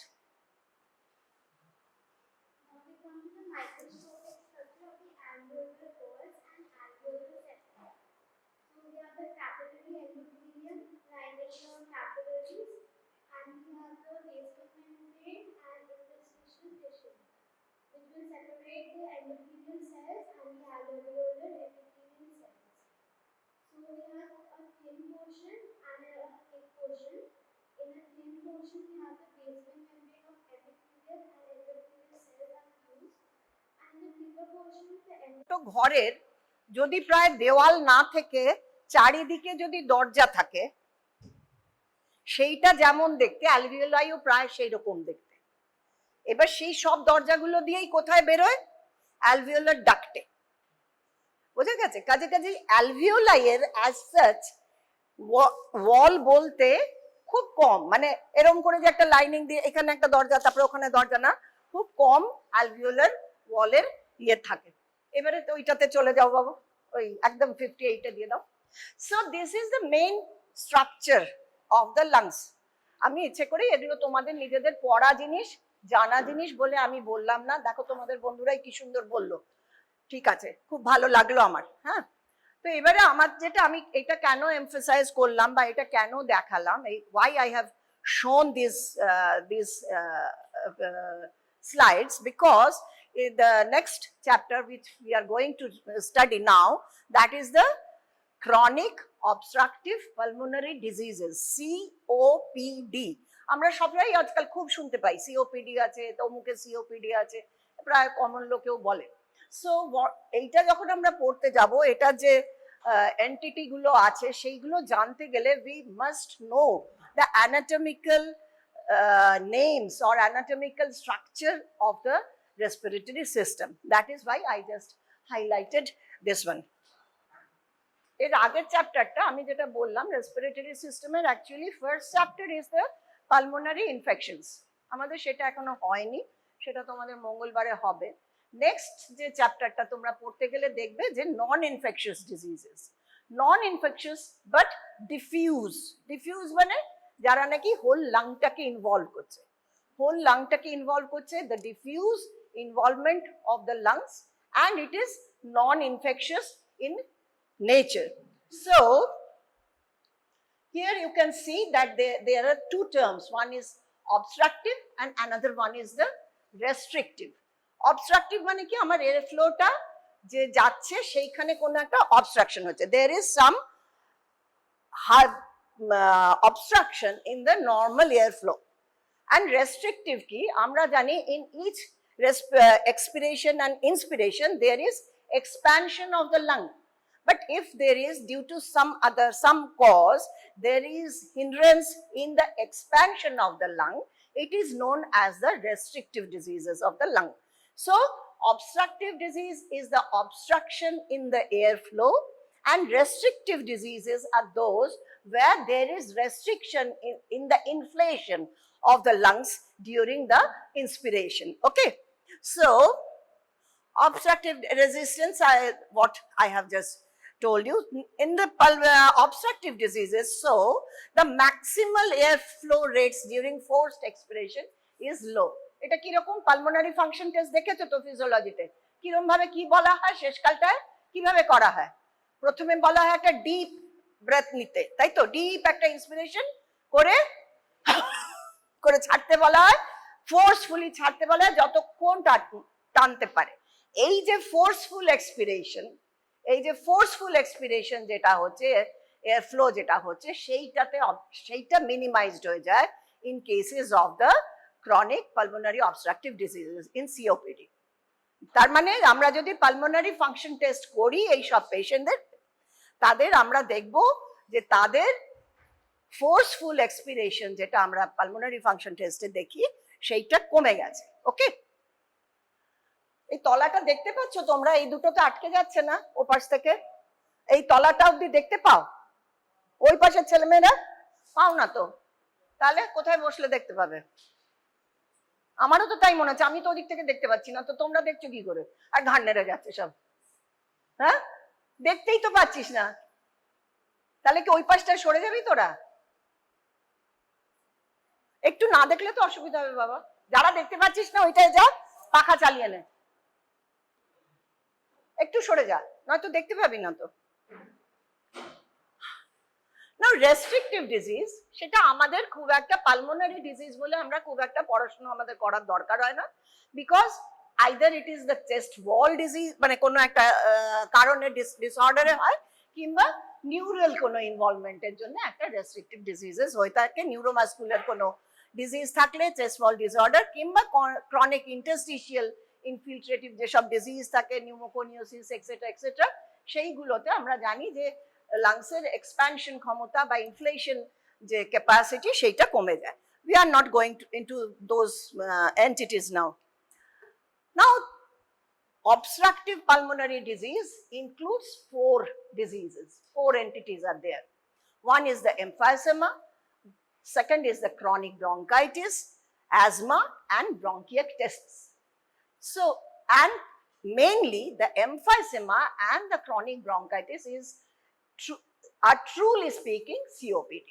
Asthma is a ki bolbo, it is not a permanent obstruction to the airflow, it is a temporary or is a repetitive obstruction, and bronchiectasis is also by definition does not come under the heading of the COPD, but obstructive pulmonary disease এর মধ্যে পড়ে। Chronic obstructive যে COPD তার মধ্যে truly যদি আমরা দেখি তাহলে বলবো যে এমফাইসেমা আর ক্রনিক ব্রঙ্কাইটিসই আসে। এটা তো একটু আগেই ও বলে দিল, আমি আর একটুখানি বলে দিই, আমরা যে টার্মিনোলজি গুলো বলবো তাতে হয়তো আমরা অ্যাসিনার, প্যান অ্যাসিনার এই সমস্ত কথাগুলো আবার বলবো। আরেকটা কথা আসবে lobule, pulmonary lobule. Pulmonary lobule মানে হচ্ছে এই যে টার্মিনাল ব্রঙ্কিউল যেগুলো হচ্ছে সেই 3-4টে ব্রঙ্কিউলের টার্মিনাল ব্রঙ্কিওলের যে distribution area that comprises a pulmonary lobule. তাহলে একটা পালমোনারি লবিউলে কি থাকে না, আমাদের টার্মিনাল ব্রঙ্কিওলের 4-5টা ট্রিবিউটারিজ বা তার যে ডিস্ট্রিবিউশন এরিয়া সেইটা থাকে আমাদের একটা পালমোনারি লবিউল। তাহলে আমরা প্রায়ই এর পরের টার্মগুলো দেখবো, অ্যাসিনাই টার্মটা দেখবো, so we will have the lobule also in the next parts. Now I have told you that there are 4 entities. Number 1 and most important for you at least is the emphysema. Emphysema. What is the anatomic site? It is the acini. The acini are involved in cases of emphysema. তাহলে acini বলতে কোনখান থেকে না, respiratory bronchiole থেকে alveoli অবধি। Please come. Respiratory bronchiole থেকে alveoli পর্যন্ত নিয়ে যে অ্যাসিনাই ফর্ম করেছে, সেই জায়গায় যখন ইনভলভমেন্ট হচ্ছে, কোনো কিছু হচ্ছে, সেইটা হচ্ছে আমাদের এমফাইসেমার anatomic site for involvement, the acini. Major pathologic changes কি থাকে না, air space enlargement and wall destruction. যে এয়ার স্পেস গুলো আছে সেগুলো ডায়ালেটেড হয়ে যায় আর ওয়াল ডিস্ট্রাকশন থাকে। এগুলো আবার ডিটেইলে আসবো। এখানে জাস্ট 3-4টে করে major point for the 4 entities, okay, just to compare. Etiology কি থাকে এমফাইসেমার? The most common etiology is the smoking, tobacco smoking, okay, and sign symptom is the dyspnea. Next entity is the chronic bronchitis. From the name itself we can say that the site of anatomical site of involvement is the bronchi. কেননা আমরা যখন বলছি bronchitis, যখন বলছি তার মানে inflammation of the bronchus and it is a chronic one. So it is the chronic bronchitis. Anatomic site is the bronchus. Major pathologic changes are mucus gland hyperplasia and hypersecretion of those mucus glands. Increased number of the mucus glands in the submucosal area, and these glands they secrete more and more mucus. Etiology again is the tobacco smoking and air pollutions. যেমন অনেক স্মোকাররা বলে আরে কি করব, শুধু কি smoking এর জন্যই আমার লাংসের ক্ষতি হচ্ছে, এত এয়ার পলিউশনের জন্যও তো হচ্ছে। তাদের জন্য এটা একটা সেফগার্ড যে এয়ার পলিউশনেও করে। Okay, next is the sign symptom cough and sputum production. Look here, the dyspnea is not that important like the emphysema. Here cough and sputum production is the main clinical problem, sign symptom. Third one is the bronchiectasis. Ectasis মানে constriction, ectasis.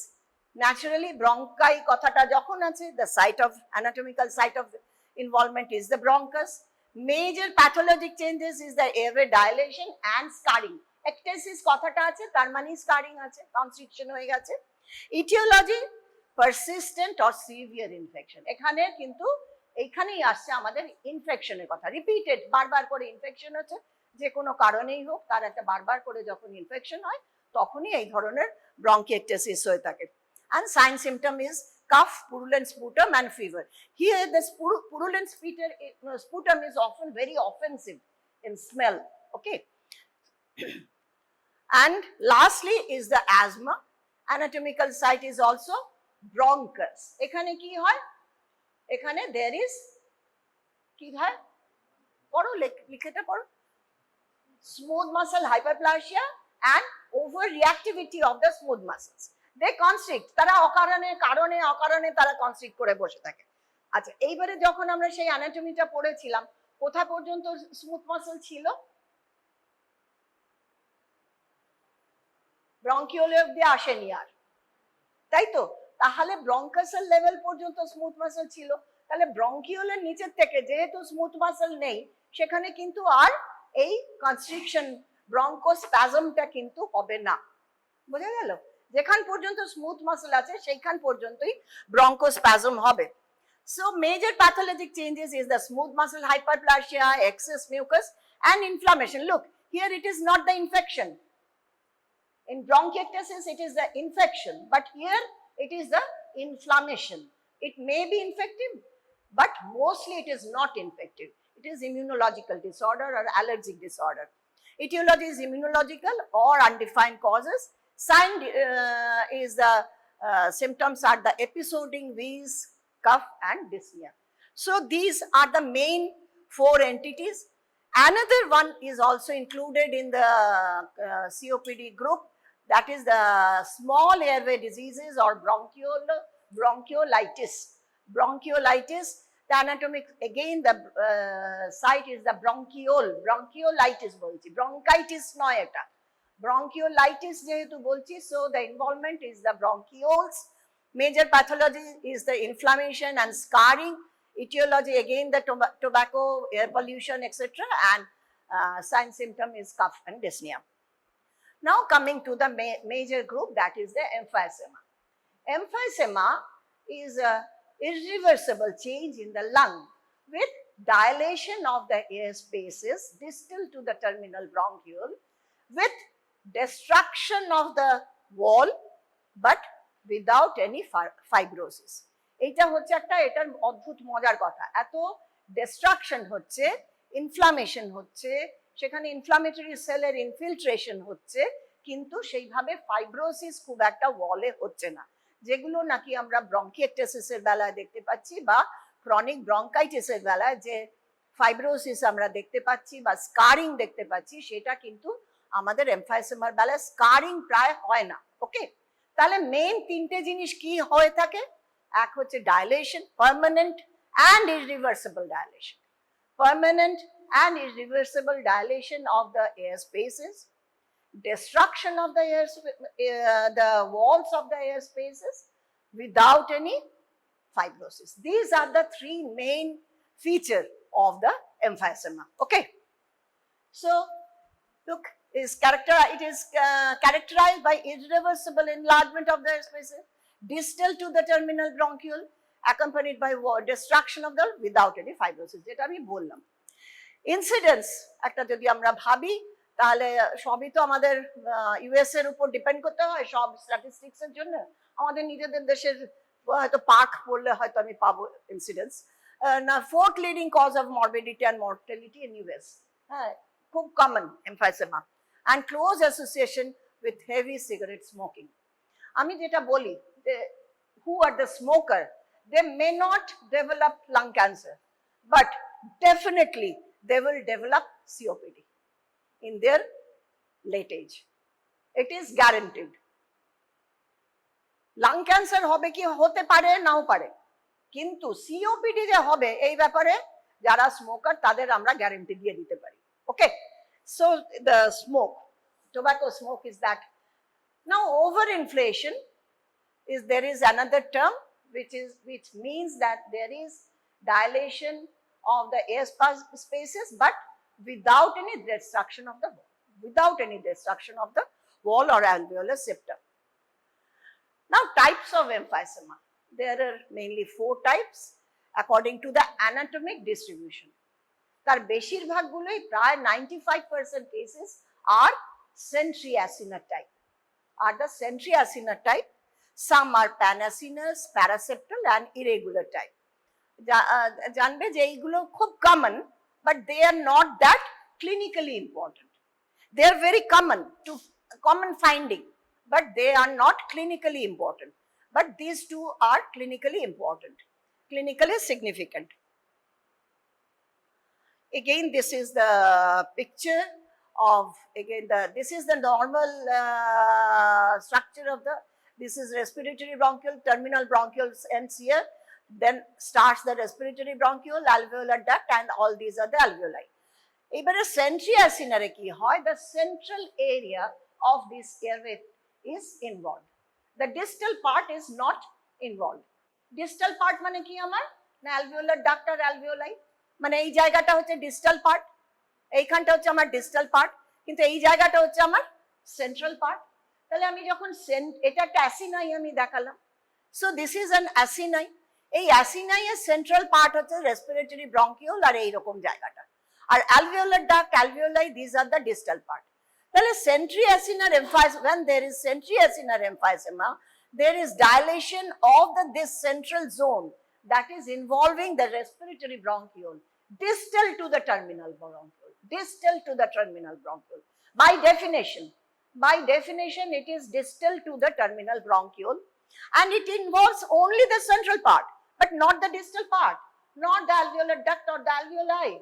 So they are normal. Peculiarly, they are normal. The distal part is normal, but the central part is dilated and shows all those changes, that is the destruction of the wall, etc. and etc. And another entity, which is the pan-acinar emphysema. Here the most of the area, alveoli, alveolar duct, all are involved, and even the respiratory bronchiole also can be involved. pan-acinai, আমি দেখেছিলাম অ্যাসিনাই শুরু হয়েছিল আমাদের respiratory bronchiole থেকে একদম alveoli পর্যন্ত। তাহলে pan-acinai মানে সবগুলো ইনভলভ হবে। আর centri-acinai মানে distal to terminal bronchiole, but not involving the alveolar duct or alveoli. Now the centri-acinar, also known as the centrilobular emphysema, the cause is heavy smoking and maybe the chronic bronchitis. যদি কারো repeated chronic bronchitis একটা হয় অন্য কোনো কারণে, তারও একটা emphysema হওয়ার chances থাকে। Now what are the things happen there? The central, এটা তো বললামই, the central part of the respiratory bronchioles are affected, distal parts are spared. Emphysema. So by this picture you can understand in the centri-acinar type, in a lobule there are some parts which are dilated but some parts are normal. Within acini there are some dilated air spaces, some are normal. The alveoli and the alveolar duct are normal. So it says that both emphysematous and normal air spaces exist within the same acini and the lobule. Here, centri-acinar type of emphysema is more common in the upper part of the lungs, that is the apical zone of the lung. Apical segments and more commonly are affected, and there is associated inflammation of the bronchi and bronchioles. Similarly, in the pan-acinar type or pan-lobular emphysema, in the centri-acinar, the main cause was the cigarette smoking. But in the pan-acinar, it is a genetic disorder, mainly due to alpha-1 antitrypsin deficiency.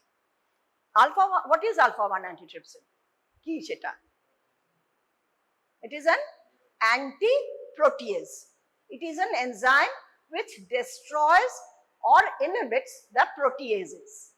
Protease mane ki? Jara, the enzymes which digest the proteins, they are the proteases.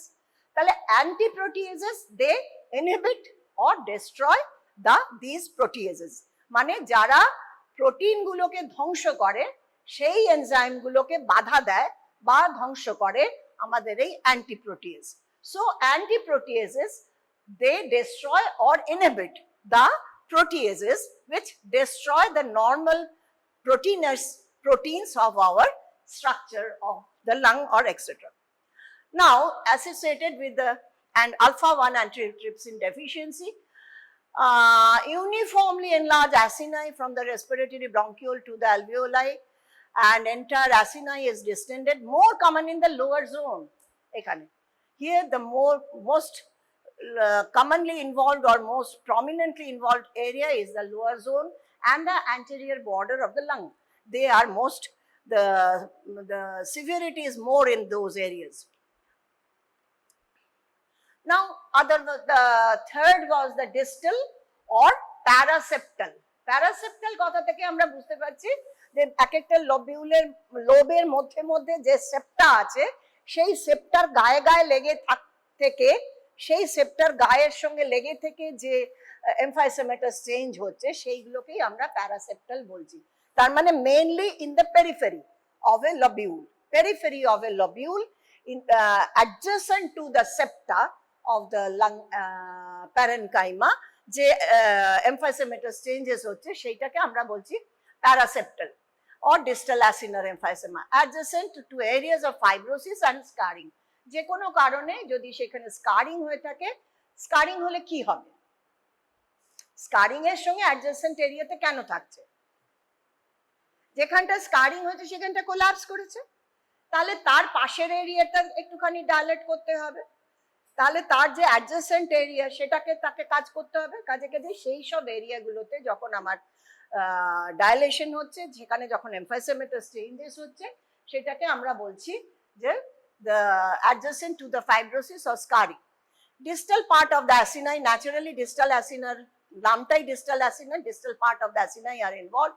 Proximal portion is normal. Characteristic finding is multiple continuous. This is very important. Enlarged air spaces adjacent to the pleura or the fibrous septa at the margins of the lobule. এক একটা এই যে dilated যে সমস্ত air spaces, তারা আমাদের অন্য এমফাইসেমার বেলায় যদি আমরা যখন আমার পরে মরফোলজি পড়বো তখন দেখবো যে আমরা খালি চোখে অত ডাইলেটেড এয়ার স্পেস দেখতে পাই না, কিন্তু এইটার বেলায় কি হয়, এই যে ডাইলেটেড এয়ার স্পেস গুলো তারা বেশ বেলুনের মতন ফুলে ওঠে। একটা বেলুনের মতন ফুলে ওঠা বা একটা ফোস্কার মতন ফুলে ওঠা যে স্পেস, সেইগুলোকে আমাদের টার্ম একটা আছে বুলাস লিশন। আমাদের স্কিনেও হয় বুলাস লিশন হয়, ফোস্কার মতন যেসব লিশন হয় তাকে আমরা বুলাস লিশন বলে থাকি। এবং এটা যখন লাংসে হয়, air contain, bullous lesion of the skin, they contain some fluid material, but the bully in the lung, they contain mainly the air, they contain the air. So the balloon like dilated structures are known as the bully or bully of the lungs. তাহলে এটা এত বলবার দরকার কি, বুলি নিয়ে এত বলা বলি করার কি আছে? কারণ কি না, এরা কোথায় থাকছে? একটা পেরিফেরিতে থাকছে, একটা সেপ্টার গায়ে থাকছে, প্লুরাল অ্যাডজেসেন্ট থাকছে। এইবারে কখনো একটা খুব জোর কাশি হলো, খুব ফোর্সফুল একটা এক্সপিরেশন হলো, there is every chance to of the rupture of these bullous lesions. তখন যদি একটা প্লুরাল অ্যাডজেসেন্ট একটা এয়ার স্পেস যদি ফেটে যায়, তাহলে কি হবে? এর কোথায় বেরিয়ে আসবে? প্লুরাল ক্যাভিটিতে বেরিয়ে আসবে। কেমন? সেই জন্য এই জিনিসটা একটা আমাদের স্পন্টেনিয়াস নিউমোথোরাক্স হয়ে যাবে তখন। That is the main danger of this bullous lesions of the lung. So this is very common in cases of distal acinar or paraseptal emphysema. Irregular emphysema, it is the airspace enlargement with fibrosis, scarring, and it is, look, it is the commonest form of emphysema. কিন্তু ওটা নিয়ে আমরা অত ভাবি না, বেশিরভাগ লাংটাই normal, এখানে ওখানে কোথাও একটু কোথাও ছোটখাটো করে একটুখানি এমফাইসেমাটাস চেঞ্জ হয়ে আছে, তার জন্য আমার লাং ফাংশনে কোনো অসুবিধা হচ্ছে না, নিঃশ্বাস নিতে নিঃশ্বাস প্রশ্বাস নিতে কোনো অসুবিধা হচ্ছে না, no dyspnoea, no anything else. So it is not clinically important, but it is the most, though it is most common finding. আমরা কোথায় তাহলে জানলাম কি করে এটা হয়েছে? Autopsy finding. অটোপসি যখন হয় তখন দেখা যায় যে এরকম একটা প্রচুর অনেক জায়গাতেই থাকছে এরকম একটা ইয়ে, but they are not clinically significant. Another term is there which is not the emphysema, it is the overinflation. Overinflation মানে কি, এই স্পেস গুলো ডাইলেটেড হয়েছে ঠিকই, কিন্তু যে ক্রাইটেরিয়া গুলো আমাদের এমফাইসেমার জন্য ছিল, destruction of the wall without any fibrosis, সেটা কিন্তু থাকছে না। হ্যাঁ, কোথাও কোথাও বেশি ফুলে গেল, তাহলে কোথায় হতে পারে? একটা লাংস বাদ দেওয়া হয়েছে, নিউমোনেক্টমি হয়েছে, ন্যাচারালি অন্য লাংকে একটু বেশি কাজ করতে হবে, সে একটু বেশি ফুলে যাবে, বেশি ভলিউমিনাস হবে, এইরকম যে সমস্ত কারণে ঘটবে। So there compensatory overinflation, obstructive inflation, overinflation, or interstitial emphysema, surgical emphysema. I am not going into detail of this. Now, pathogenesis of the emphysema as a whole, not of any particular type. যেটা একটু আগেই বলছিলাম, there is some balance between the proteases and the antiproteases within the lung parenchyma. হ্যাঁ, আমাদের এখানে কিছু protease কিছু প্রত্যেকে আসছে দেখছি, আর অ্যান্টিপ্রোটিয়েজ আমাদের নিজেদের বডির ডিফেন্সে তৈরি করা হচ্ছে। তাহলে এখানে কি থাকছে না, protease mainly the ইলাস্টেজ derived from the polymorphonuclear, that is the WBC, neutrophils, macrophage, bacteria, etc. They usually secrete or produce the elastase which destroy the elastic fibers. আমাদের লাংসে ইলাস্টিক ফাইবারটাই বেশি। কেন না, লাংসে ডিউরিং এক্সপিরেশন ইলাস্টিক রিকয়েল হয়, elastic recoil হয়, মানে আমরা একটা rubber ব্যান্ডকে আমরা টেনে তারপরে যেই ছেড়ে দিই সে নিজের থেকে ইলাস্টিক রিকয়েল হয়। ঠিক তেমনি আমাদের লাংসে এই ইলাস্টিক টিস্যুর জন্যেই ও আমরা যখন নিঃশ্বাস নিচ্ছি আমরা during inspiration it is an active process, তখন ইনফ্লেটেড হলো, but during expiration there is passive thing which is the elastic recoil of the whole alveolar spaces or like this. So the elastic tissue is very important in lungs. So if these proteases they destroy the elastases, তাহলে কি হবে, লাংয়ের যে রিকয়েলিং function বা রিকয়েলিং capacity সেটা নষ্ট হয়ে যাবে, disturbed হবে। এবার অ্যান্টিপ্রোটিয়েজ, এটা তো না হয় হতে পারে, এটা তো না হয় একটা আমাদের চলতে পারে, কিন্তু তাকে বাঁচাবার জন্য তো আমাদের কিছু কিছু জিনিস শরীর বা নেচার সবসময় তৈরি করে রাখছে। Most important is the alpha-1 antitrypsin, alpha-1 antitrypsin, sorry, alpha-1 antitrypsin. These are secreted by the neutrophils. Neutrophil ওদিকে দেখো ইলাস্টেজও তৈরি করছে, আবার alpha-1 antitrypsinও তৈরি করছে, দুটোই তৈরি করছে, সে দুরকমই জিনিস তৈরি করছে। Present in the serum normally in the body fluids, and this alpha-1 antitrypsin is coded by the gene which is known as PI gene, which is situated on the chromosome 14, and most of the people are normal people, they are of PIMM type, যাদের নাকি কোনো deficiency of alpha-1 antitrypsin নেই, তাদের genetic expression হচ্ছে PIMM, আর যারা alpha-1 antitrypsin deficiency থাকছে, those who are deficient in alpha-1 antitrypsin, তাদের হচ্ছে PIZZ। এটা এখন হেটেরোজেনাস হতে পারে, PIZM হতে পারে, এরকমও হতে পারে। কাজেই normal people are PIMM, the PI chromosome is situated on the chromosome number 14, and the who are deficient in alpha-1 antitrypsin, they are PIZZ genotypically. The other anti-proteases are secretory leukoprotease inhibitors, SLPI, present in the bronchial mucus, যে মিউকাসটা secrete করে আমাদের mucosal gland গুলো, this is present within this mucus, and alpha-1 macroglobulins present in the serum. They also act as the anti-protease or anti-proteases. In alpha-1 antitrypsin deficiency কি হয় তাহলে, uncontrolled activity of the proteases, especially the elastase, destruction of the elastic fibers of the lung parenchyma, and there is formation of the emphysema. Now, how the cigarette smoke is related with the pathogenesis of emphysema. কি কি করে না, আমার cigarette smoke যেটা আছে সে কি কি ভাবে আমার মানে ক্ষতি করছে, কি কি ভাবে না, there is increased recruitment of the PMN মানে polymorphonuclear cells, তার মানে নিউট্রোফিলস, তার মানে যখনই একটা ইনহেল করা হচ্ছে টোব্যাকো স্মোক, তখনই কিন্তু বডির রেসপন্স হিসেবে there is increased recruitment of these neutrophils within the alveolar spaces. Now it also causes the activation of the alveolar these PMNs, they cause the activation of the alveolar macrophages, who again are chemotactic for the PMN. মানে একটা vicious cycle হয়ে গেল, একটা cigarette স্মোকের জন্য neutrophil এলো, সে আবার activate করলো ম্যাক্রোফাজকে, macrophage আবার রিক্রুট করলো আরো PMN K. Okay, so there is a vicious cycle. Activation of alternate pathway of the complement, C5a activated হয়ে গেল, ওই কারা করলো না এই PMN করলো, আমরা জানি তারা করতে পারে, একটা অল্টারনেট পাথওয়ে দিয়ে অ্যাক্টিভেট করতে পারে, এবং নিউট্রোফিল আরো নিউট্রোফিল ডেকে আনলো, ওরা কেমোট্যাক্সিস করলো। আর nicotine itself is a chemotactic factor for the PMN। তাহলে এই সবগুলো মিলিয়ে কি হলো, বাড়তেই লাগলো আমাদের neutrophil in the alveolar spaces. সবাই মিলে নিউট্রোফিলকে ডাকাডাকি করে প্রচুর পরিমাণে বাড়িয়ে দিল neutrophil in the alveolar space. Okay,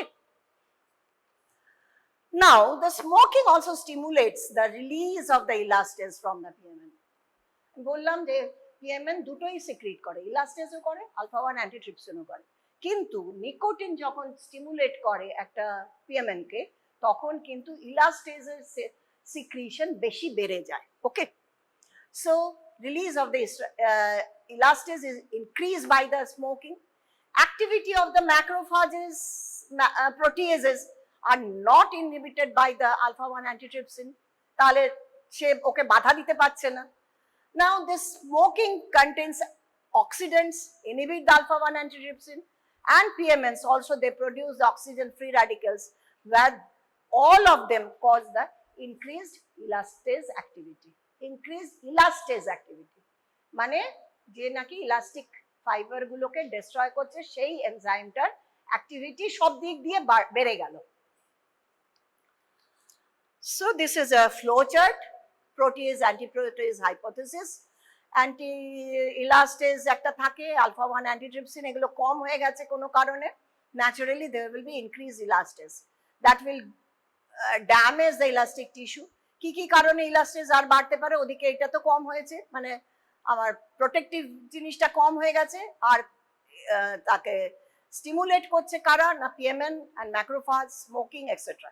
so oxygen free radical, so all they produce the damage to the elastic tissue, and that will lead to the emphysema, and loss of elastic recoil will also cause the when there is loss of the elastic recoil, there is permanent dilation of the, মানে একটা হাওয়া বেরোলে তাকে যদি বেলুনটাকে চিপে যদি বার করতে না পারলো তাহলে হাওয়াটা থেকে গেল সেই স্পেসের মধ্যে। আমাদের হাওয়াটাকে বেলুন থেকে চেপে বার করে দেয়, ইলাস্টিক রিকয়েল হলে সেই অ্যালভিওলাই থেকে হাওয়াগুলোকে চেপে বার করে দেয়, কিন্তু সেই চেপে বার করতে যদি না পারলো তাহলে কি হলো, প্রত্যেকটা ইন্সপিরেশনে যে হাওয়াটা নিল এক্সপিরেশনে সবটা এক্সপেল আউট করতে পারলো না, তাহলে there is accumulation of air in the air spaces, and that will lead to the permanent dilation of the air spaces. Now morphology, যদি কারুর একটা এমফাইসেমা হয়ে থাকে তাহলে তার লাংস কিরকম দেখতে হবে, খুব স্বাভাবিকভাবেই আমরা বলতে পারবো বেশি বেশি হাওয়া আছে তাহলে কি হবে, ভলিউমিনাস হবে, লাংসটা বেশি ভলিউমিনাস হয়ে যাবে। So the lung will be voluminous and pale. কেন পেল, কেন? এমনিতে লাংসের রং কি কালো, এমনিতে সব লাংসই প্রায় কালো, তো ওখানে পেল কেন না, ডাইলেট করে গেছে, বেশি এয়ার আছে সেই জন্য খানিকটা পেল। হ্যাঁ, রাউন্ডেড বর্ডার্স, বেলুনের মতন গোল গোল হয়ে যাচ্ছে জিনিসটা, ওভারল্যাপিং দ্য হার্ট, হার্ট যেটা ফাঁকা থাকে সেটা নিয়ে ওভারল্যাপ করবে। Impression of the ribs on the surface, এগুলো সবই কিন্তু postmortem finding, all this are postmortem finding in cases of emphysema. So there will be impression of the ribs on the surface. The upper 2/3 of the lung are more severely affected in cases of কোনটা, কোনেতে, কোন এমফাইসেমাতে upper 2/3 কোনটা affected হবে, central acinar, and large apical blebs or bulli are characteristic of the distal acinar or irregular emphysema. সেখানে বড় বড় এরকম বড় বড় ফোসকা ফোসকা মতন বড় বড় আমরা বুলাস লিশন দেখতে পেতে পারি। Microscopically, this is very important.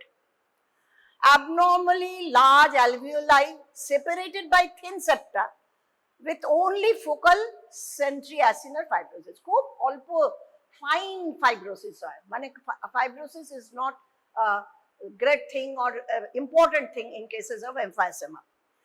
The pores of cone are larger. কেন না, একটা বেলুনে যদি একটা ছোট ফুটো থাকে, বেলুনটা যখন চুপসে আছে, এবার বেলুনটাকে যদি তুমি ফুলিয়ে দাও ফুটোটা কি হবে, বা একটা আমি বলছি স্পট, ধরো তুমি একটা স্পট দিয়েছো বেলুনের ওপরে, সেটা খুব ছোট দেখাবে, এবার যখন বেলুনটা ফুলে যাবে স্পটটাকে বড় দেখাবে। Naturally similarly the pores of the cone will be larger in size when they are inflated. Septa appear to be floating or protrude blindly into the alveolar spaces. একটু যদি আমি ছবি আঁকি, alveolar walls are destroyed and decreased capillary ভাস্কুলেচার। এই যে যেটা বললাম float করার মতন যে কথাটা, সেটা একটা ছবি আঁকলে তোমাদের বুঝতে সুবিধা হবে।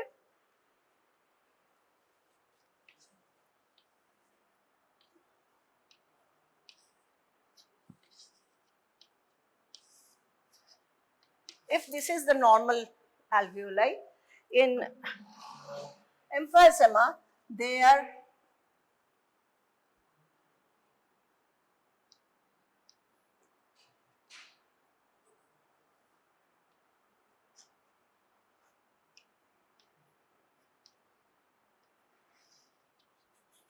these are the septa which are floating into the air spaces. ছিঁড়ে গেছে, এরকম এরকম করে ঝুলছে, ঝুলঝুল করে নড়ছে, ঝুলছে। So these are the, there are septa appear to be floating or protrude blindly into the alveolar spaces with club shaped end, and alveolar walls destroy, decrease with capillary bed. কেননা চাপ পড়ছে তো ন্যাচারালি সেখানে capillary কমে যাবে। Clinical course manifestation আগেই প্রথমেই বলেছি, the main symptom is the dyspnoea. কিন্তু এটা কিরকম ভাবে কি হবে? Appear at least 1/3 of the lung যখন ডিস্ট্রয় হয়ে যাবে, লাং প্যারেনকাইমা, ততক্ষণ পর্যন্ত কিন্তু ওর খুব একটা ক্লিনিক্যাল সাইন সিমটম হবে না। হ্যাঁ, clinical sign, to develop the clinical sign symptom at least 1/3 of the lung, functioning lung should be affected or damaged. The main clinical feature is the dyspnea. শ্বাসকষ্ট, হাঁপিয়ে যাচ্ছে, রেসপিরেটরি ডিস্ট্রেস, শ্বাস নিতে অসুবিধা হচ্ছে। And usually the first symptom, insidious in onset but steadily progressive. ক্রমশ বাড়ছে, কখনো কমের দিকে যাবে না, কম বেশি হবে না, সবসময় আস্তে আস্তে আস্তে বাড়তে থাকছে, যদিও খুব ইন স্লো স্পেস। হ্যাঁ, and cough and wheezing may be the chief complaint, may be confused with the asthma, যদি থাকে তাহলে কনফিউজিং হয়, যদি wheezing থাকে। cough and expectoration usually থাকে না, and weight loss is very common. These patients, they lose their weight. হ্যাঁ, তাদের শরীর স্বাস্থ্য ভেঙে যেতে থাকে।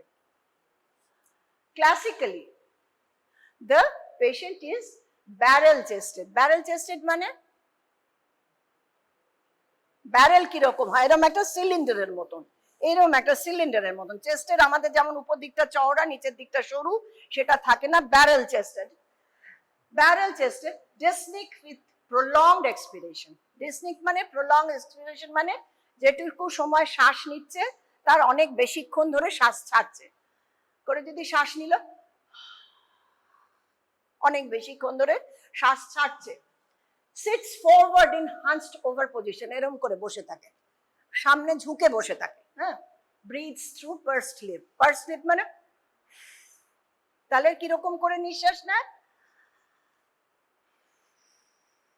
এরকম করে দেখবে অনেক, যারা সব স্মোকারদের তোমরা যদি দেখেছো, ওল্ড এজে যারা আউটডোরে আসবে, অনেক পেশেন্টকে দেখতে পাবে তারা এরকম বসে করে নিঃশ্বাস নিচ্ছে। That is the clinical sign and symptom of the emphysema of the lung. So pursed lip মানে পার্সের মুখটাকে টেনে দিলে যেমন কুচকে যায়, ছোট হয়ে যায়, pursed lip. And spirometry will show there is limitation of the airflow, মানে airflow তে limitation হবে। Even in severe emphysema, এইটা হচ্ছে সবথেকে মজার গল্প। ডিসনিয়া হচ্ছে, তার অসুবিধে হচ্ছে, কিন্তু অক্সিজেনেশনে কোনো অসুবিধে হয় না। They are not cyanosed. There is no cyanosis. Pink puffers, সেই জন্য বলা হয় পিঙ্ক পাফার, এই যে করে পাফ আউট করছে, কিন্তু they are well ventilated or well oxygenated. The blood is well oxygenated. অনেকটা এরিয়া জুড়ে তো অক্সিজেন পাওয়ার জায়গা পাচ্ছে, কাজে কাজে অক্সিজেন এক্সচেঞ্জে কোনো অসুবিধে তেমন হচ্ছে না। কেন না? ওয়ালে তো ফাইব্রোসিস নেই, ওয়ালে ফাইব্রোসিস নেই, ওয়ালগুলো ডায়ালেট করেছে ঠিকই, কিন্তু অনেকটা স্পেস বেশি বেশি হয়েছে, সেই জন্য অক্সিজেন এক্সচেঞ্জে খুব একটা তফাৎ হচ্ছে না। They are not deprived of the oxygen, so there is no cyanosis. They are pink in color, so they are known as the pink puffers. And pulmonary vascular hypertension may lead to the cor pulmonale and ultimately to the congestive heart failure. Right-sided heart failure. Now the cause of death are respiratory acidosis and coma, right-sided heart failure, massive collapse of the lung secondary to the pneumothorax. যে বললাম একটা bullet যদি তাহলে massive একটা যদি pneumothorax হয়ে যায়, প্রচুর এয়ার জমে গেল প্লুরাল ক্যাভিটিতে, তখন ম্যাসিভ একটা নিউমোথোরাক্স হয়ে সেইখানে রেসপিরেটরি ফেলিয়ার হয়ে একটা পেশেন্টের ডেথ হতে পারে। আর হবে না আজকে ক্রনিক ব্রঙ্কাইটিস আমি আর ঢুকবো না, এমফাইসেমাতেই থাক আছে। So this is the most important chapter at least for you in your course. Emphysema খুব কমনলি প্রশ্ন আসে, খুব মানে এমফাইসেমা হয় প্যানিসিনার বলে আসে বা সেন্ট্রাসিনার বলে আসে, কিংবা what are the different types of the emphysema, write the pathogenesis of the most common one, এরকম বলে প্রশ্ন আসে। Emphysema is a very common chapter or common topic for you people. এরপরে যে দুটো আছে সেটা আরো যেগুলো, তার মধ্যে মোটামুটি প্রশ্ন আসে যেটা মানে অনেক রিলেটিভলি কম হলেও অ্যাজমা, একটু ব্রঙ্কিয়াল অ্যাজমা নিয়ে একটু প্রশ্ন আসে। অন্য দুটো ঠিক আছে, তো খানিকটা তোমাদের জেনে রাখা, যেহেতু একটা ডিডিতে আসছে, ডিফারেন্সিয়াল ডায়াগনোসিসে আসছে আমাদের এমফাইসেমা বা অ্যাজমার সঙ্গে, সেই জন্য অন্য দুটো এন্টিটিও আমাদের জেনে রাখতে হবে, পড়ে রাখতে হবে। Those are the chronic bronchitis and the bronchiectasis. So other three entities we will discuss next day. Okay, so here ends the emphysema. কিছু বোঝার জায়গা, কোনো জায়গাটা আর একটু বলার, কোনোখানটা কারোর কোনো জিজ্ঞাসা? না, এটা তো অ্যাসিনাই মানে কি, অ্যাসিনাই তো প্রত্যেকটা পুরো লাং জুড়েই আছে, সেই লাংসের ওই এরিয়াটা বেশি এফেক্টেড হয়।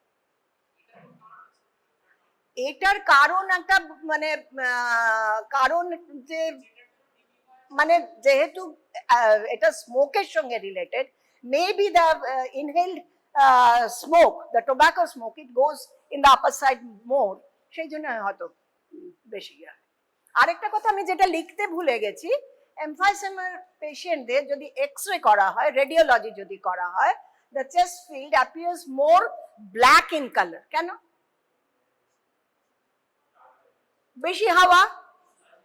বেশি হাওয়া আছে, সেই জন্য it appears more blackish in radiograph. X-ray যদি আমরা চেস্ট এক্স-রে যদি করি, the X-rays are more blackish in color. The bronchovascular markings are less prominent. The bronchovascular markings in the X-ray are less prominent in cases of emphysema. ঠিক আছে, তাহলে এই আজকে এই পর্যন্ত থাক।